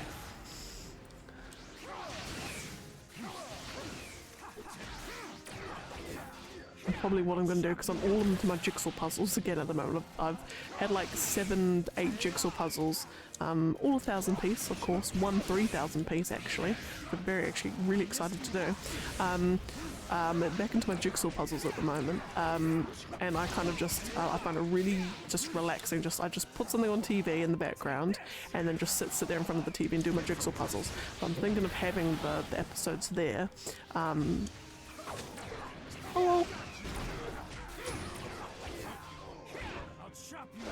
Are you getting fish and chips? Oh, you already got some. Yeah, I'll just have like half a fish, not even chips. I'm not particularly hungry. I've had like my chicken wrap and everything. Yeah. Oh, did you not cook up the fish? Did you not cook up the fish? You're just gonna have like lunch tomorrow or something? Yeah. So yeah, don't worry about me. Oh no, ice cream. No, I got ice cream. Yeah. Oh, and the light blue top milk in the fridge. Because we had like 3 full blue tops in the fridge at work, so some told me to take it home. Yeah. Oh, and lastly, I've booked for Hamilton. I've booked. There's a 3-bedroom house, like an Airbnb style thing, that I've booked for the tours, and Dad's gonna pick us up from the airport. Yeah. Okay. Battle begins.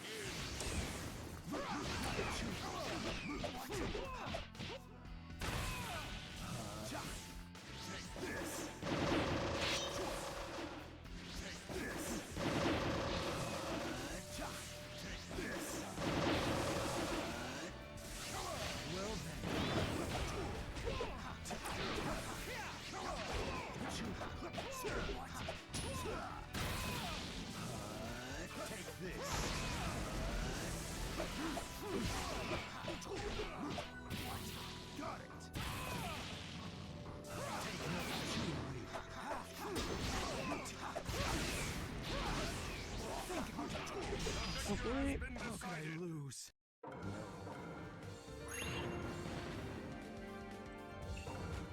Right, Kushina. Naruto Zetsu again. Oh my goodness, dude, we have a lot of fights. Actually, no. Then again, I say that.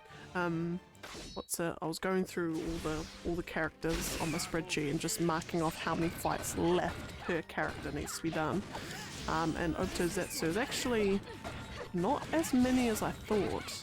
There's characters which I could have sworn I'd done more fights with, which I actually haven't. I've still got like 23 fights left to go with them. Whereas others that I thought I'd hardly done, I've got like 12 left to go. But it's kind of exciting because there's one character, I think one of the Narutos, that's only got like 4 left, and then they're done. Like no more fights with them. Like it's been really interesting. Been really interesting seeing all the yeah, even though everything's randomly generated, you know, the usable characters has relatively been quite even throughout the whole thing. Like there's no character that was all one and done like 5,000 fights in.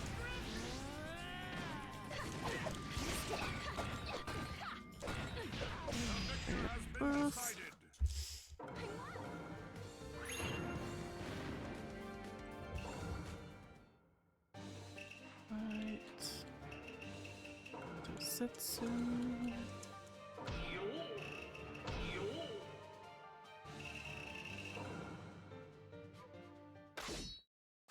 Four, lovely.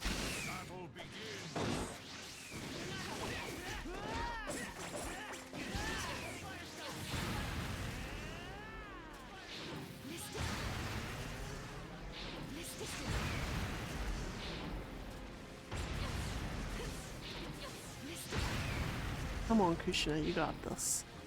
You got this, girl.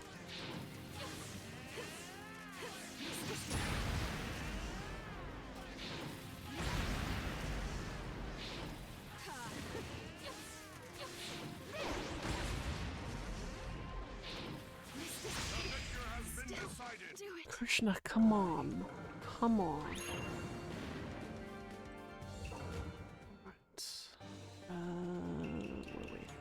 Mari and Naruto lost.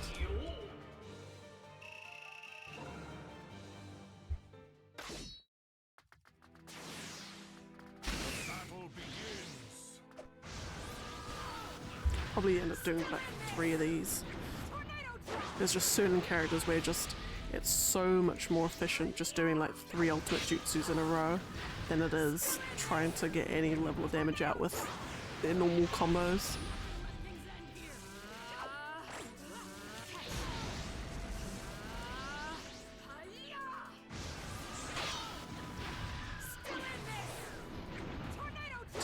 Tamara being no exception to that.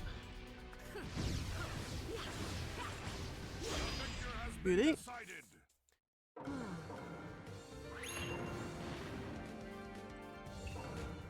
Alright. Naruto last. Sure, I'm actually doing like... I'm not doing too bad time-wise. It's like basically in a minute's time is when I should have, you know, on average I would have hit fight 70. And I'm already like a minute before that and I'm on fight 76. So it's actually pretty good.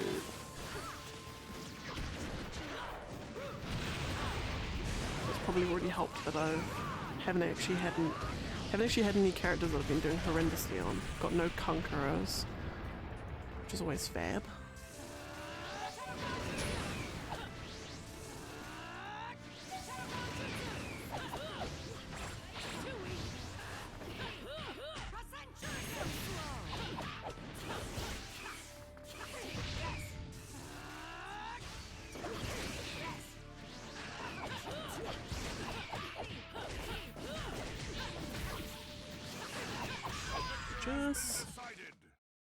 Alright.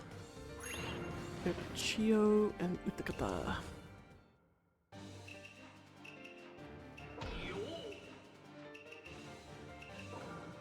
Right, if anything, this will be the slower set of fights. Then I'm looking at the fights coming up and it's gonna all be fast ones again. Oh, exciting. Exciting, exciting. My goal, technically my goal today is to get down to 1,660. That's my goal. So I'm definitely gonna be able to do that.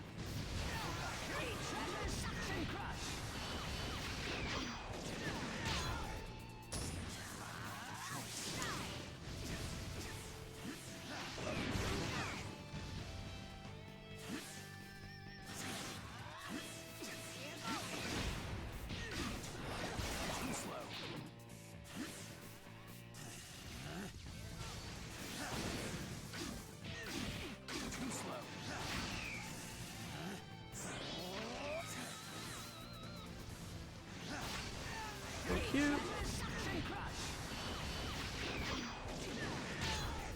Gorgeous. Fabulous. Oh, and another thing, because I'm trying to think of like, I'm swear to God there was something that happened today that I'm like, oh, I've got to remember to talk about it. I was talking to one of my co-workers this morning, and he was asking how my tattoos go and how it's healing, because I got my nice little Final Fantasy tattoo that I got a few weeks ago. And, you know, and he's like, oh, you're already saving up for your next one. I'm like, of course, duh. And then, because he's like, oh, what ones are you getting? I'm like, well, see, I need to rep all my brands. I need my Zelda one, I need my Dragon Quest one, I've got my Final Fantasy one, I need my Elder Scrolls, I need my Naruto, you know, all that sort of thing. You know, and you know, gonna get them all different spots. He's like, oh, why get them in all different spots when you can just have like your gaming sleeve? And I'm like, what do you mean the gaming sleeve? He's like, just get all on one arm, just get a whole sleeve of like, of all your video game related ones. And I'm like, oh, that is genius. That is genius. Cause then someone will be like, oh, Frizzy, what sort of games do you play? I'm like, let's have a look, shall we? And then you just pull out my sleeved arm and be like, oh, well, let's have a look. So I play Final Fantasy, and I play Zelda, and I play Elder Scrolls, and I played this, and I played this. Beautiful. Amazing idea. Naruto would have to be the only exception, because I do want to be cliche, and get like a curse mark tattoo or like an Unbu tattoo on my shoulder, you know, a Naruto related tattoo in the right spot.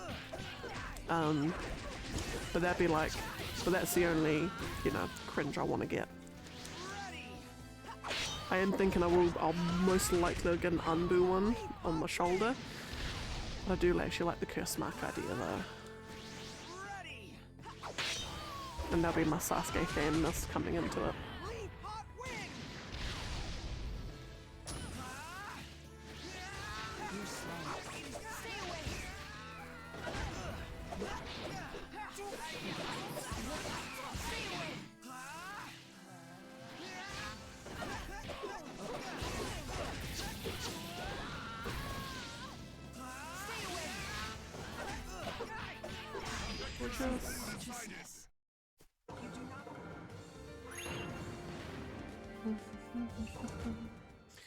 Haku and Lee.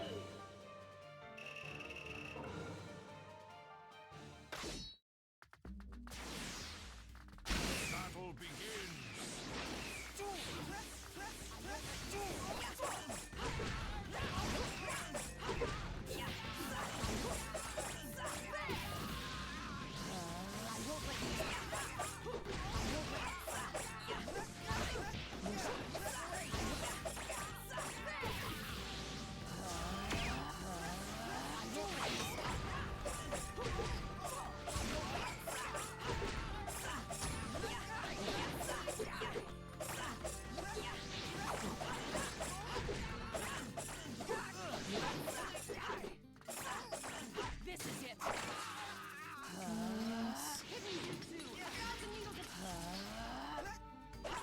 Utter disrespect of that.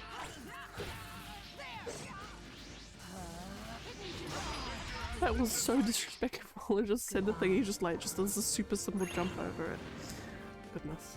Anyway. Anywho. Alright, cut cloak and Tsunade. Alright, we're technically now, after that fight, we're technically in the 1600s now. Just, oh, it's exciting. It's cool and exciting, just watching those numbers drop. Obviously I've been watching the numbers drop since April last year, but when you're in the last, like, couple of thousand, it's just, oh, it's exciting.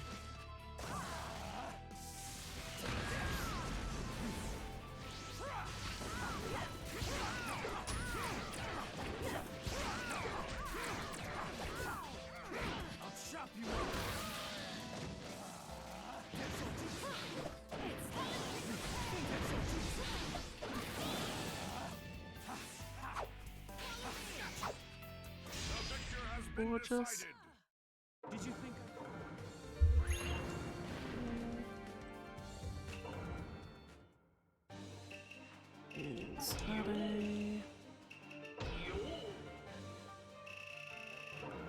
So I reckon I'll probably have the fights done by, just trying to think.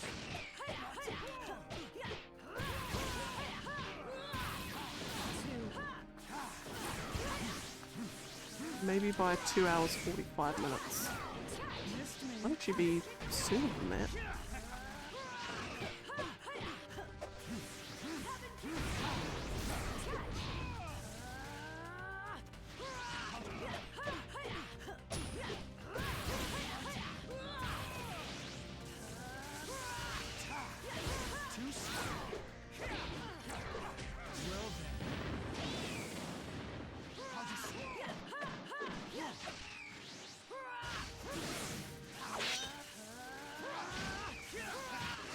Ouch.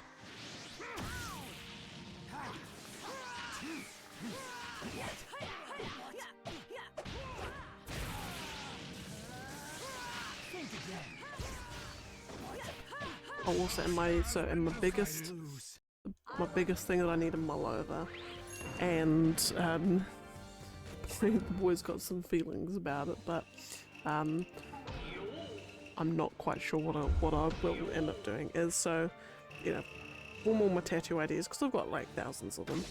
I do need one to rep the most important thing of all, and that's ice cream. I need an ice cream tattoo. And also I was thinking, okay, I don't just want like a picture of ice cream, you know. What do people do with ice cream? They eat it. I need a picture of someone or some character eating an ice cream. But the problem that I have and the dilemma I have is I don't know who should be eating that ice cream.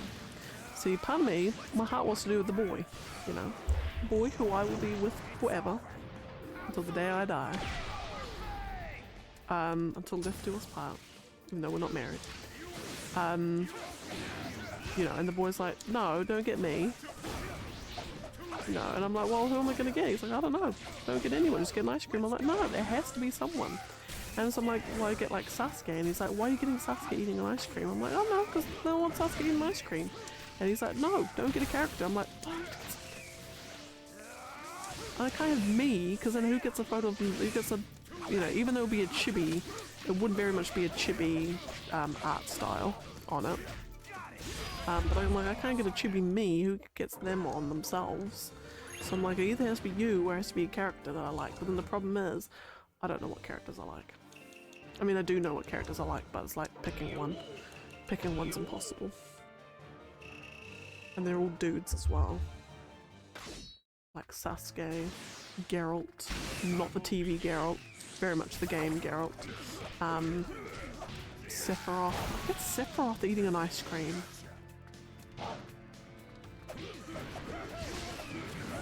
Ooh, I get Auron eating an ice cream.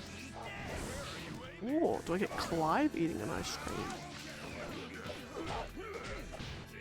Nechi eating an ice cream. Maybe I'll just get them all eating ice cream. Maybe I'll just get them all sitting together eating ice cream. like a whole, like 3 or 4 of them sitting together and eating different types of ice cream. Oh my goodness. So I get Sasuke, Sephiroth, Auron, Geralt.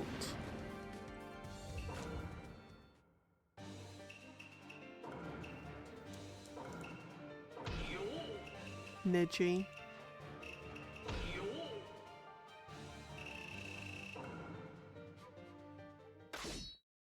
Eating an ice cream. I might actually do that. I might actually do that.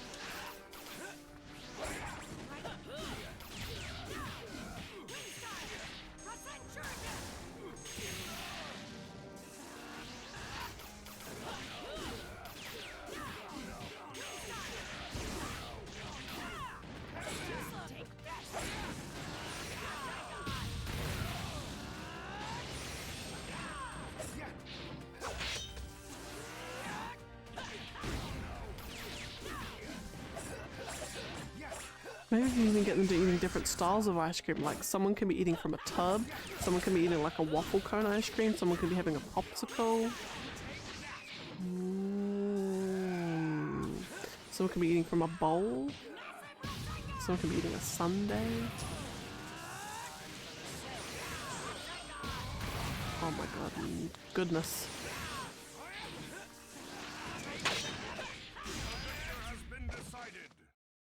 Yes, I'm gonna do that actually.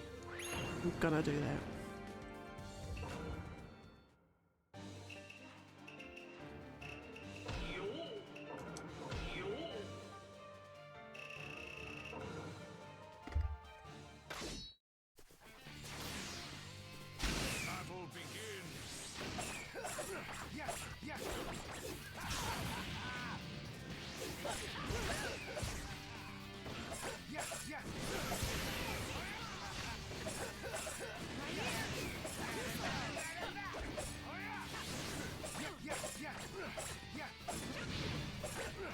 Great.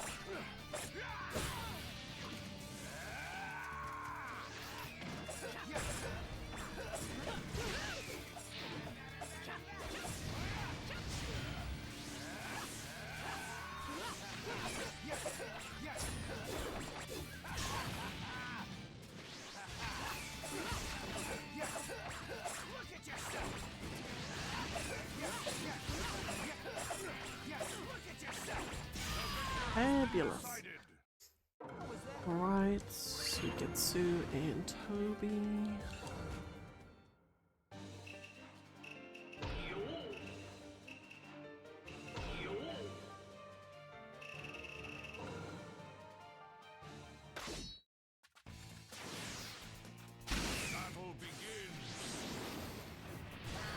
Just... God, we're really smashing through these fights today. It's fantastic.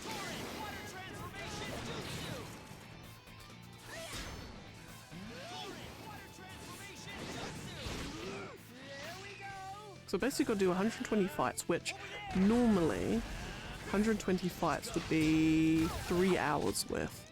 But I might actually be able to get it done in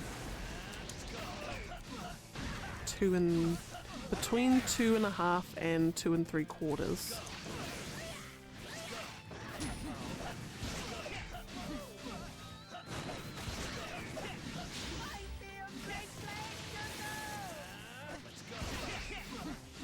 Depending on how the next few fights go.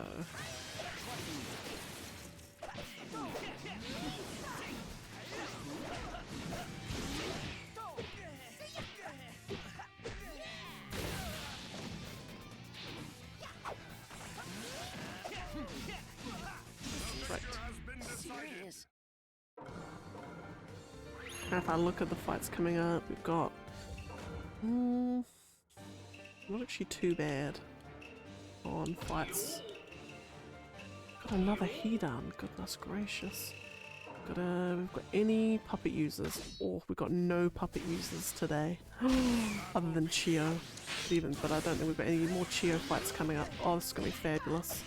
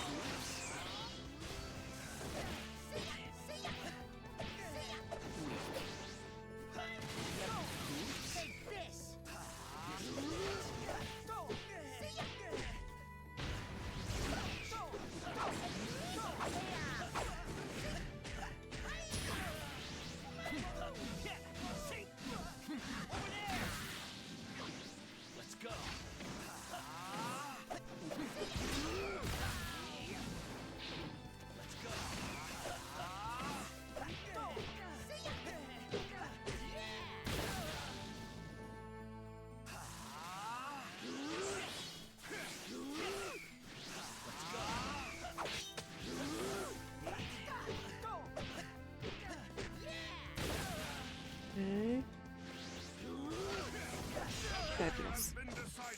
Okay, so we've got Nejis, we've got more Hakus, we've got some third Raikages and Hanzos. We've got lots of fights where characters just do a lot of damage. A lot of damage. I'm very excited. Battle begins.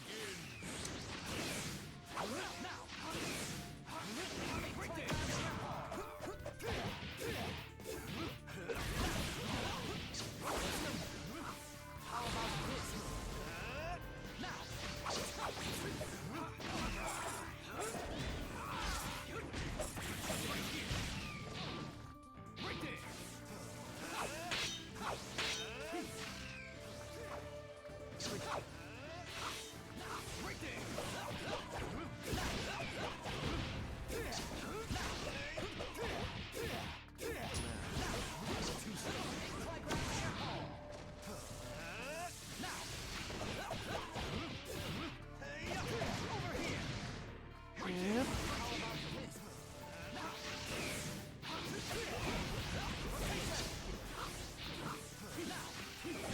Gorgeous.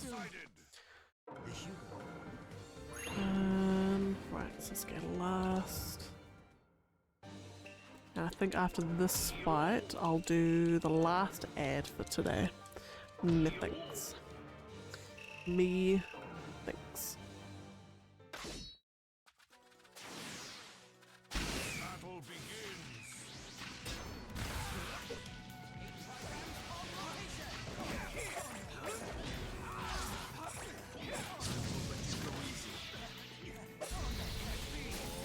Burn away. Burn away.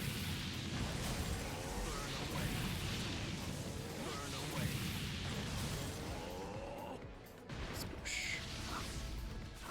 Burn away. Come on, Neji, you got this. You got this, my dude. Burn away. And ring it. Victor has been decided. My journey.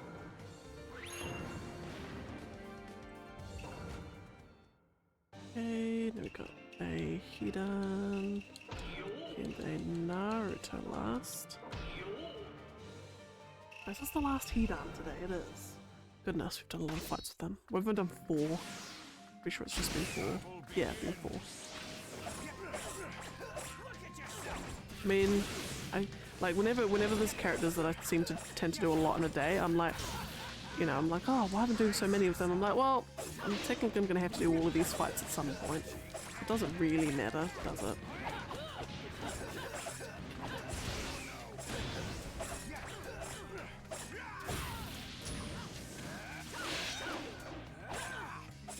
I mean, especially when it's a character that I don't particularly enjoy playing as.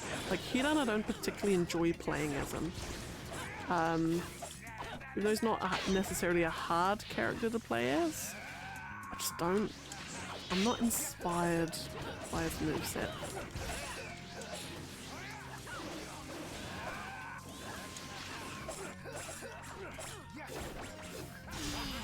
Really? Okay, and I completely forgot to run an ad just before.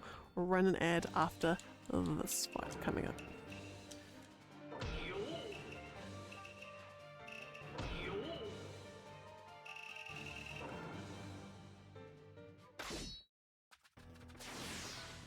Battle begins.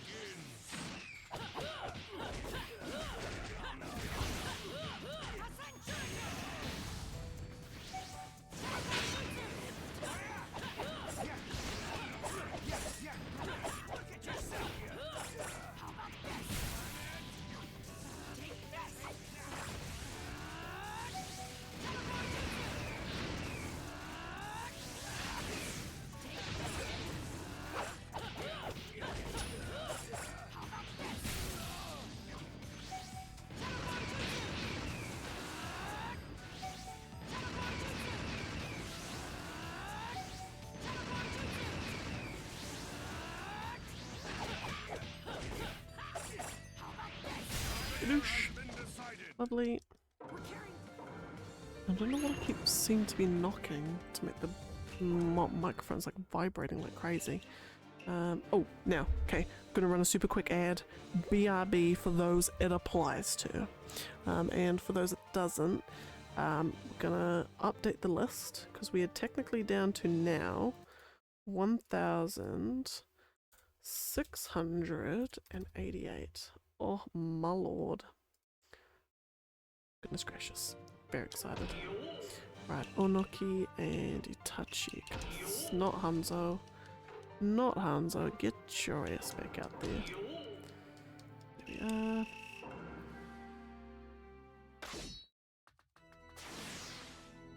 Battle begins.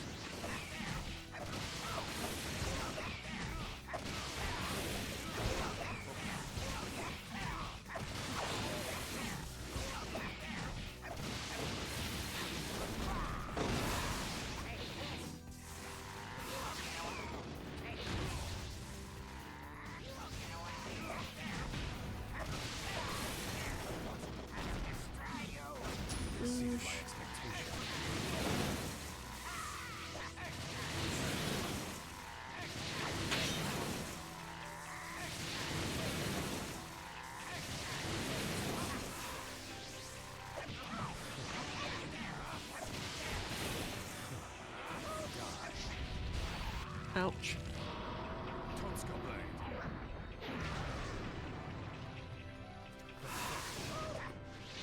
The victor has Yep. been decided.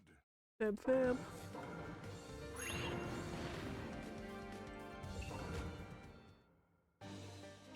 And touch Katsuki and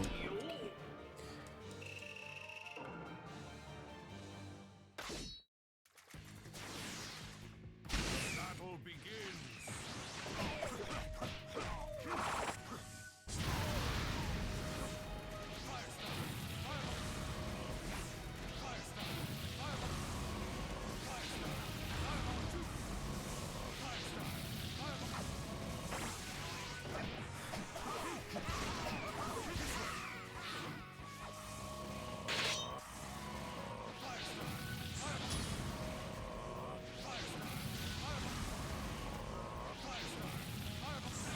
I feel like it's a little bit.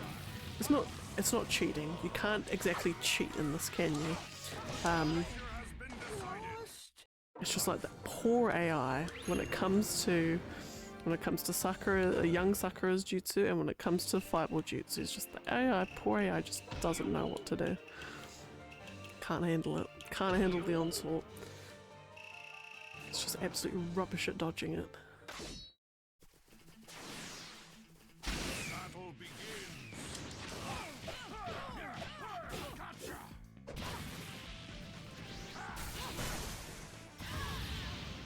Wait. So in the third array Kage, as much as I'm not particularly inspired when I'm playing as Hidan, third array Kage I really enjoy playing as. I don't know if it's just because his melee combo is just so strong. I think it's just characters characters with the melee combos are by far their biggest damage dealers.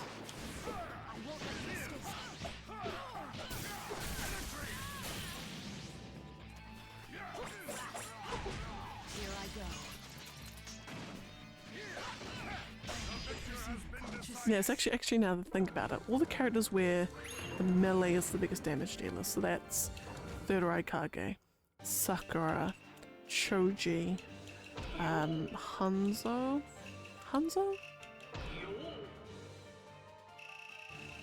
Suigetsu. In fact, Suigetsu just does solid damage all around, actually. I think who else? Young Choji? No, Young Choji isn't his ultimate. Young Obito seems to do a hell of a lot. One of the Sasukes? No.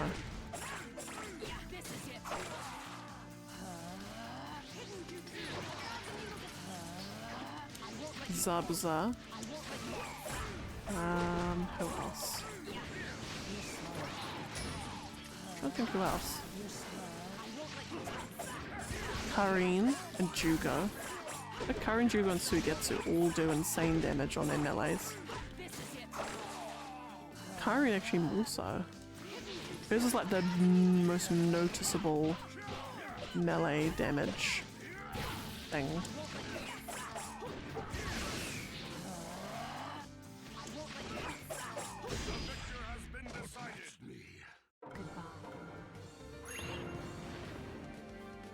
Right.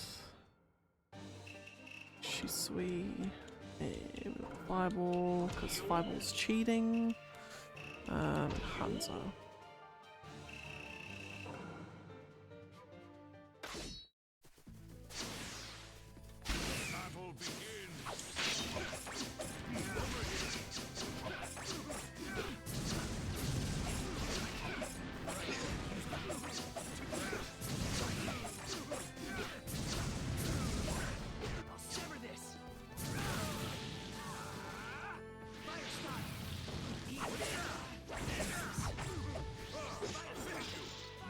Ow.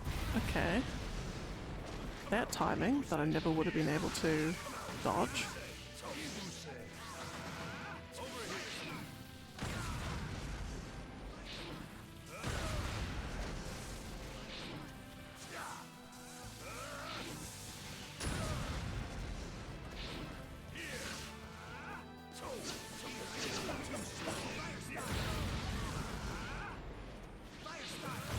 I'm just gonna do this. Screw it. There we go. Lovely. Okay, Hanzo. Where are we? Hanzo and she's. Oh, the fire alert going on. Whenever there's any kind of fire call out for the fire department, what's it? This big siren goes off.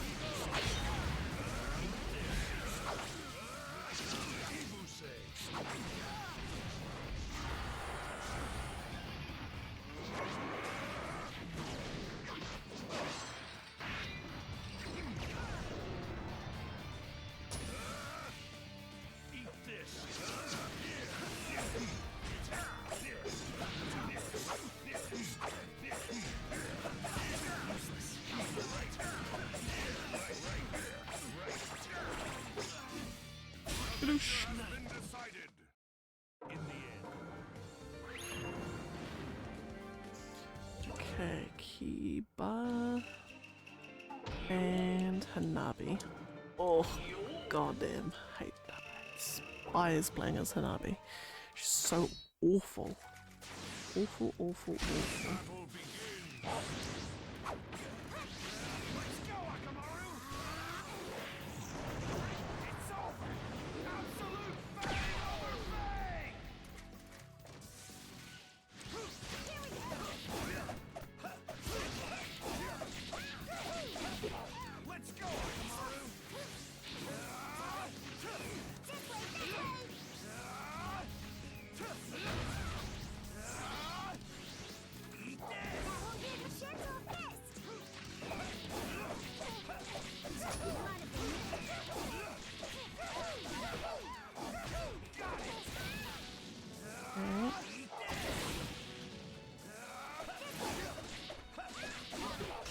Okay, fabulous. Lovely.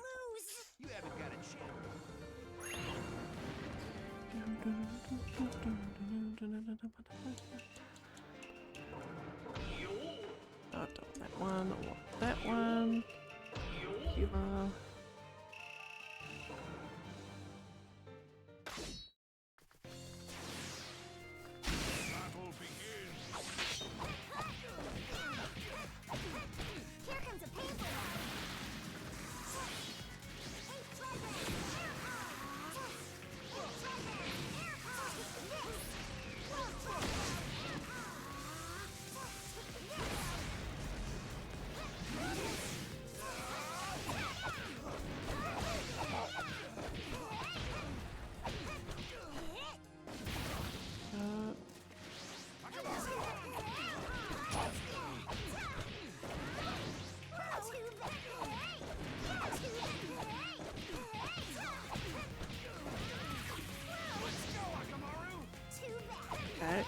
god, she recovered from that fast enough. Okay, right, it wasn't too bad. It wasn't too bad of a fight. I do have another Hanabi one coming up, so I'm dreading that. Right. We've got Young, Obito, and Pain. Is this fight 101? Oh no, I wouldn't actually know if it's fight 101 or not. Because once you hit 99 in the free battle, the counter stops. But I suppose it's not exactly expecting you to be doing like 100 fights in a row.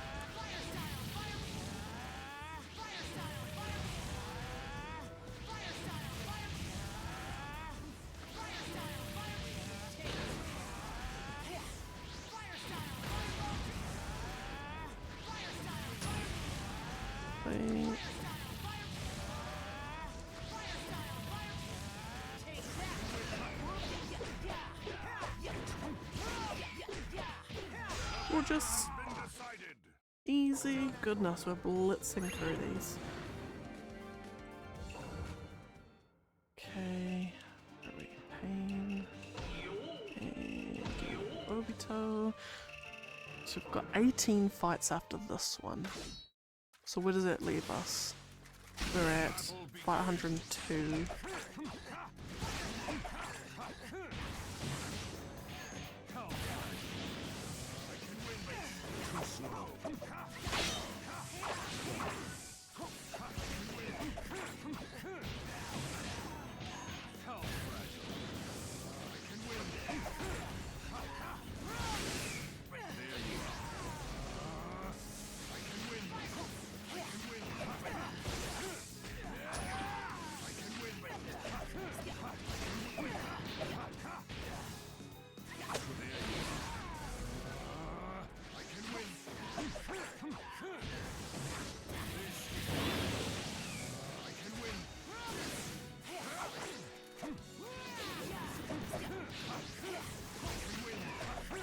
We'll just...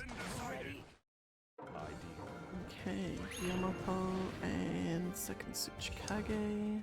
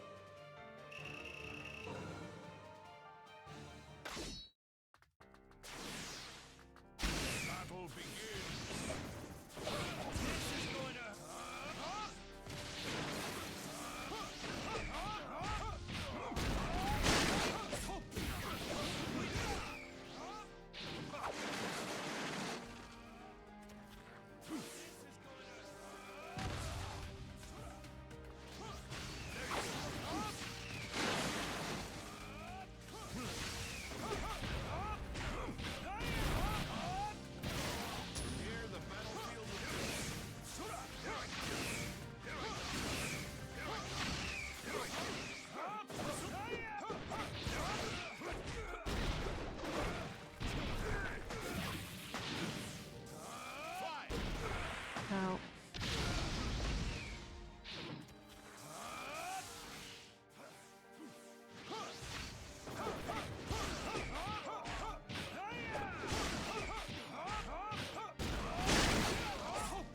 Fabulous. Gorgeous.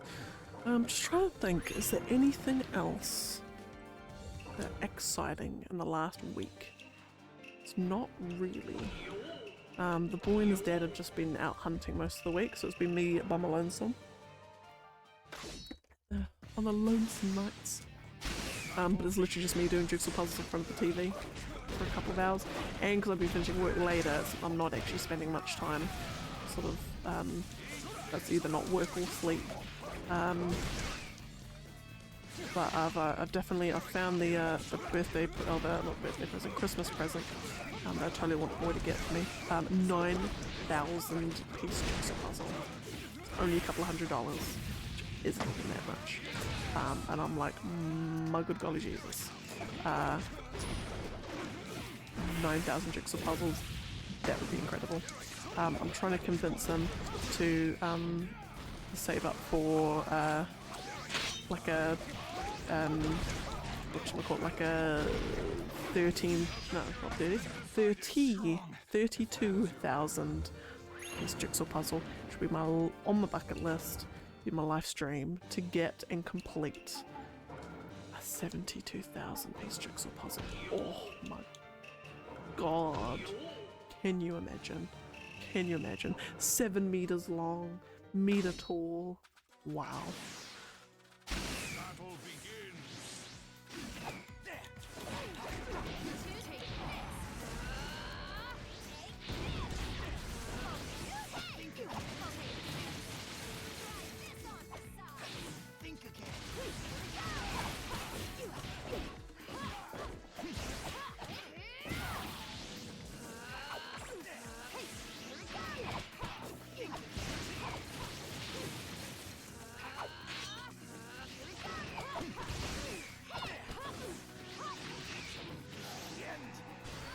Ouch.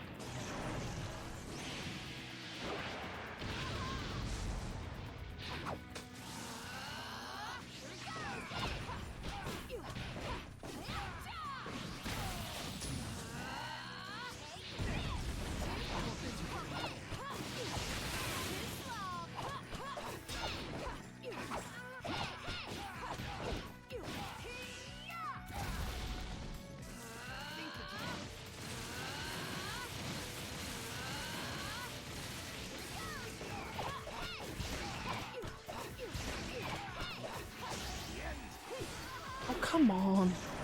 Seriously?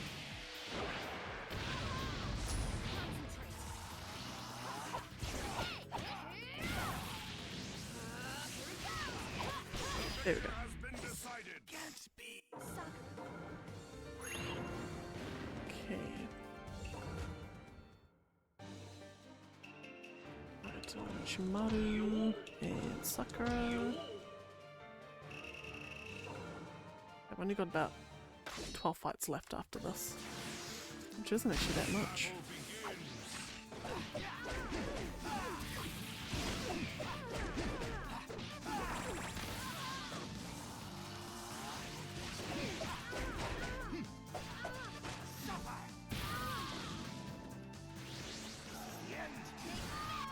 Lovely.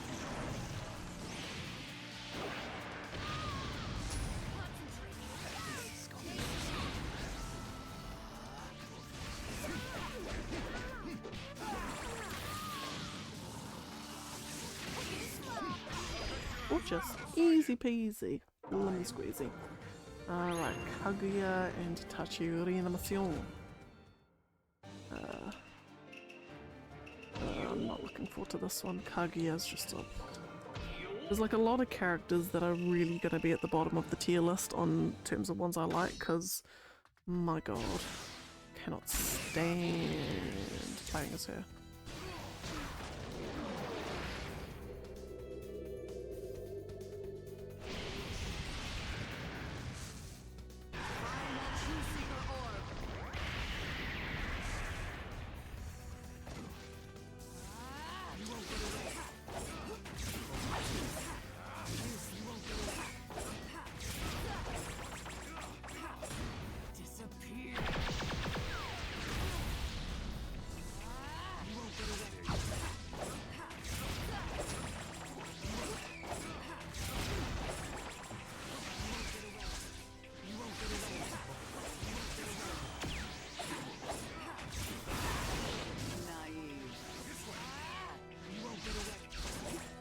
Actually, this isn't too bad.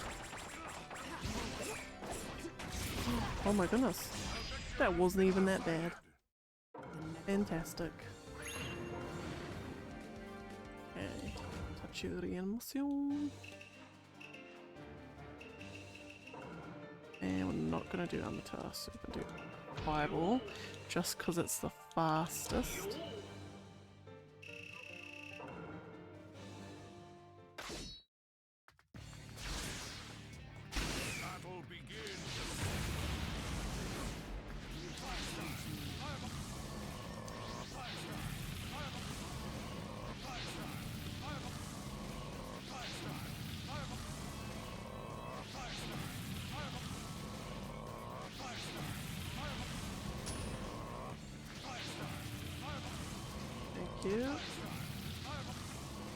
Come on, Kaguya, you got this.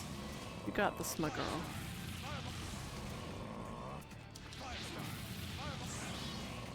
And I'll just do that to finish it off. Oh, maybe not. That one to finish it off. No, that one to finish it off. There we go. Has been decided. Was she sexist? Oh no, I'm not willing to accept this, I think she said. Okay, Yogura. And Hanabi. Okay. After this, we're technically on 1,670. Battle begins.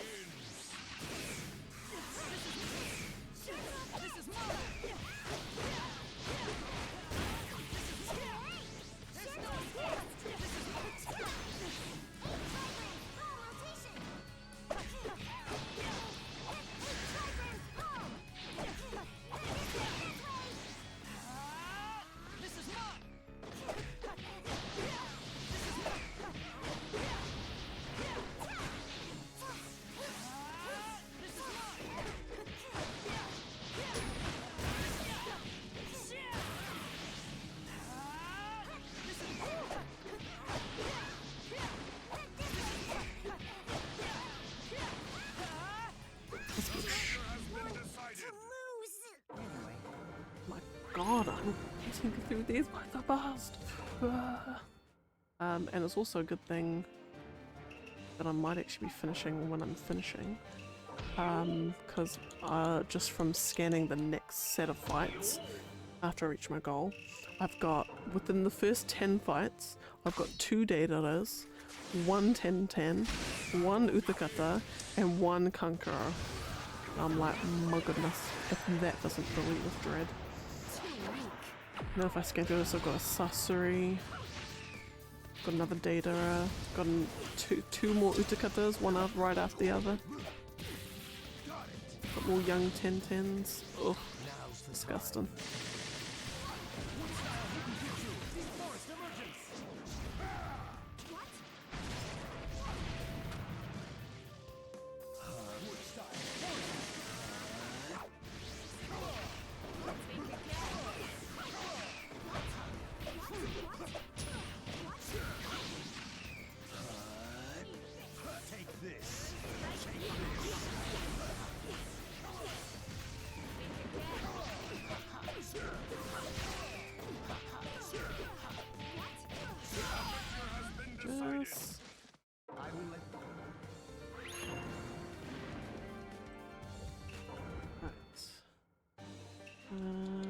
Tamari and Hashirama.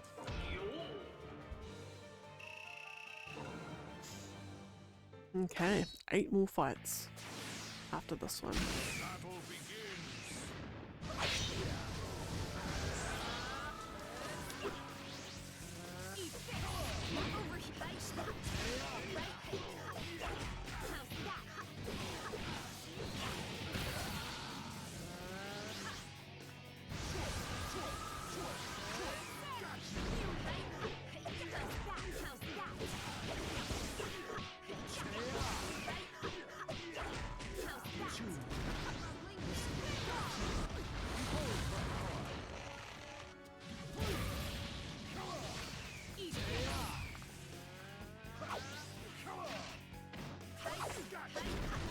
Come on.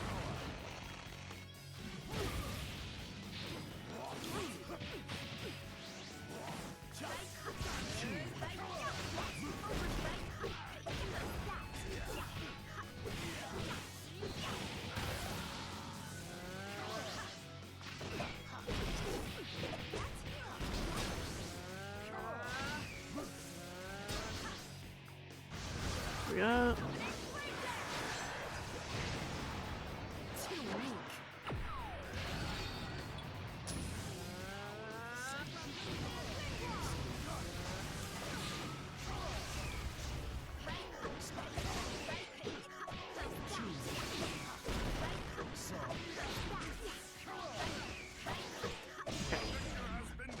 That wasn't as good as the last 100 fights, but that's fine. That is not too bad. Right, Asuma and Toby. Excuse me. Goodness.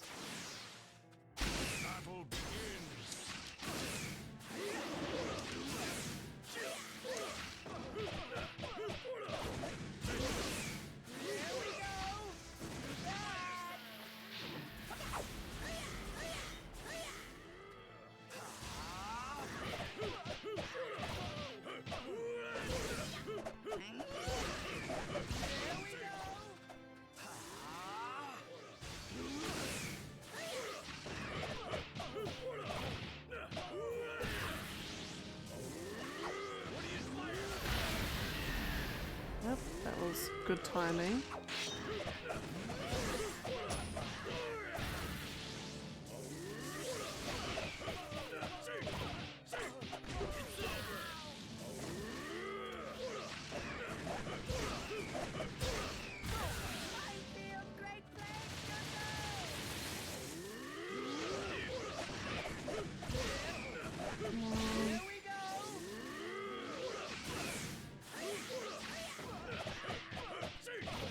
There. Serious. Alright.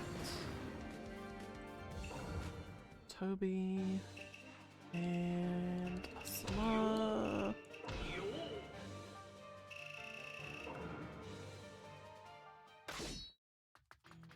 Okay, 6 fights after this one.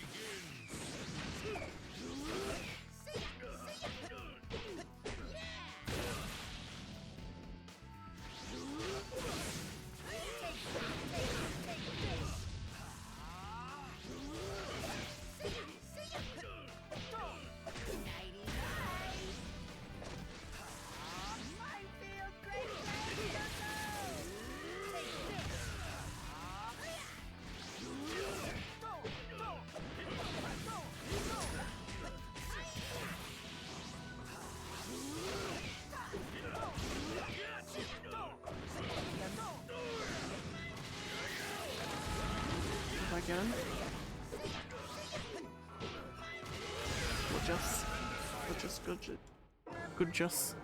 Goodness and something. I was gonna say something. Alright, right. Next one, Ino and Jiraiya.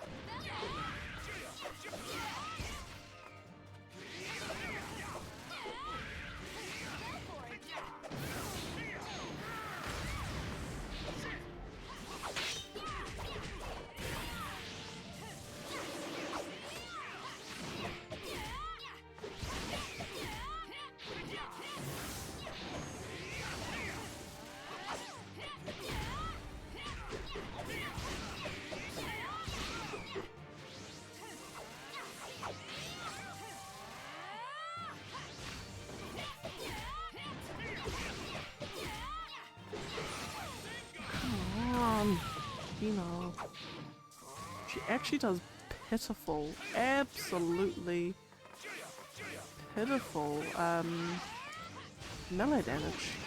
Like, actually disgraceful level of melee damage.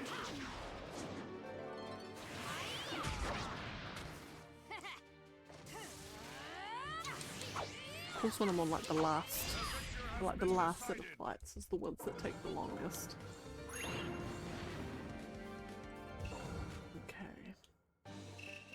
Jiraiya, hopefully this one's faster. Because Jiraiya's actually not too bad in terms of damage output. He's actually pretty alright. I mean, I've got a Sakura and a third Raikage. That one's gonna be blitzed through.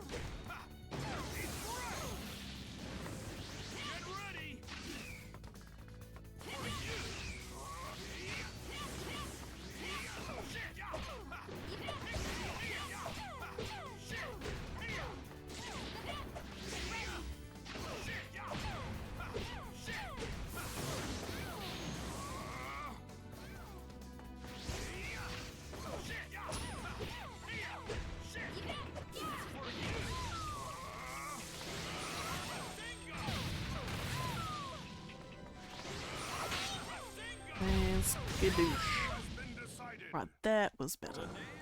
That was better. Okay. Right, let's go Sakura.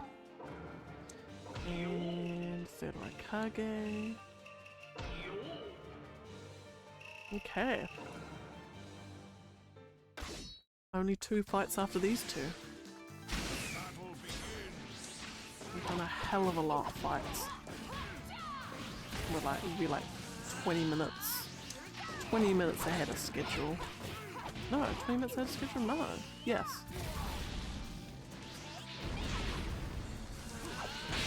That's even with a couple of brief pauses.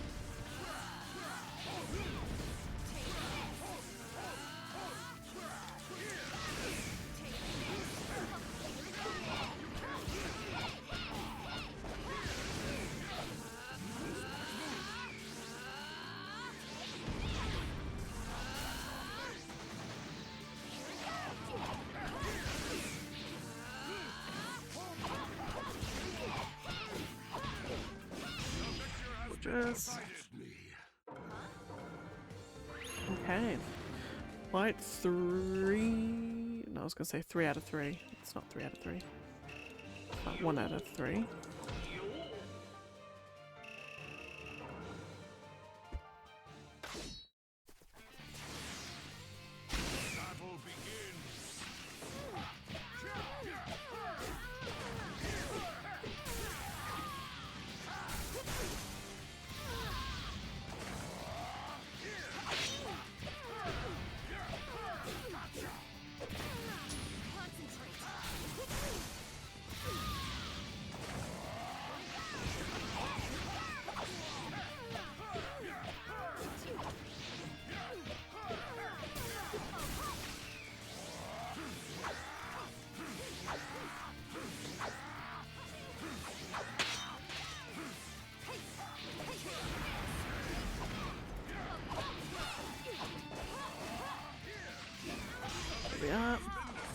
Okay, 2 fights left, and then that is us for day 112 on this fine, I was gonna say evening, it's late night now.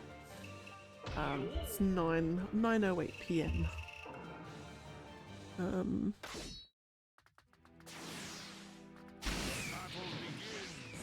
after this I'm gonna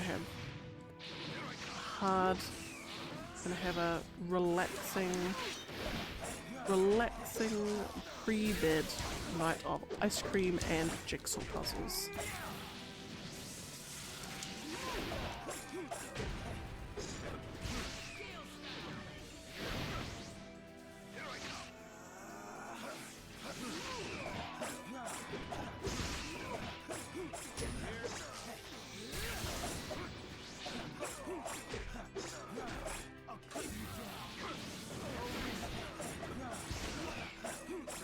Lovely.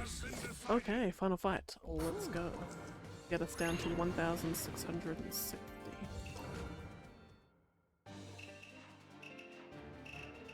We pretty much did finish like 20 minutes before schedule, which is fantastic. Having 20 minutes worth of fight is actually a hell of a lot. It's actually really decent. Even saving like 5 minutes worth of fights is, you know, you'd have to be going quite fast, quite consistently.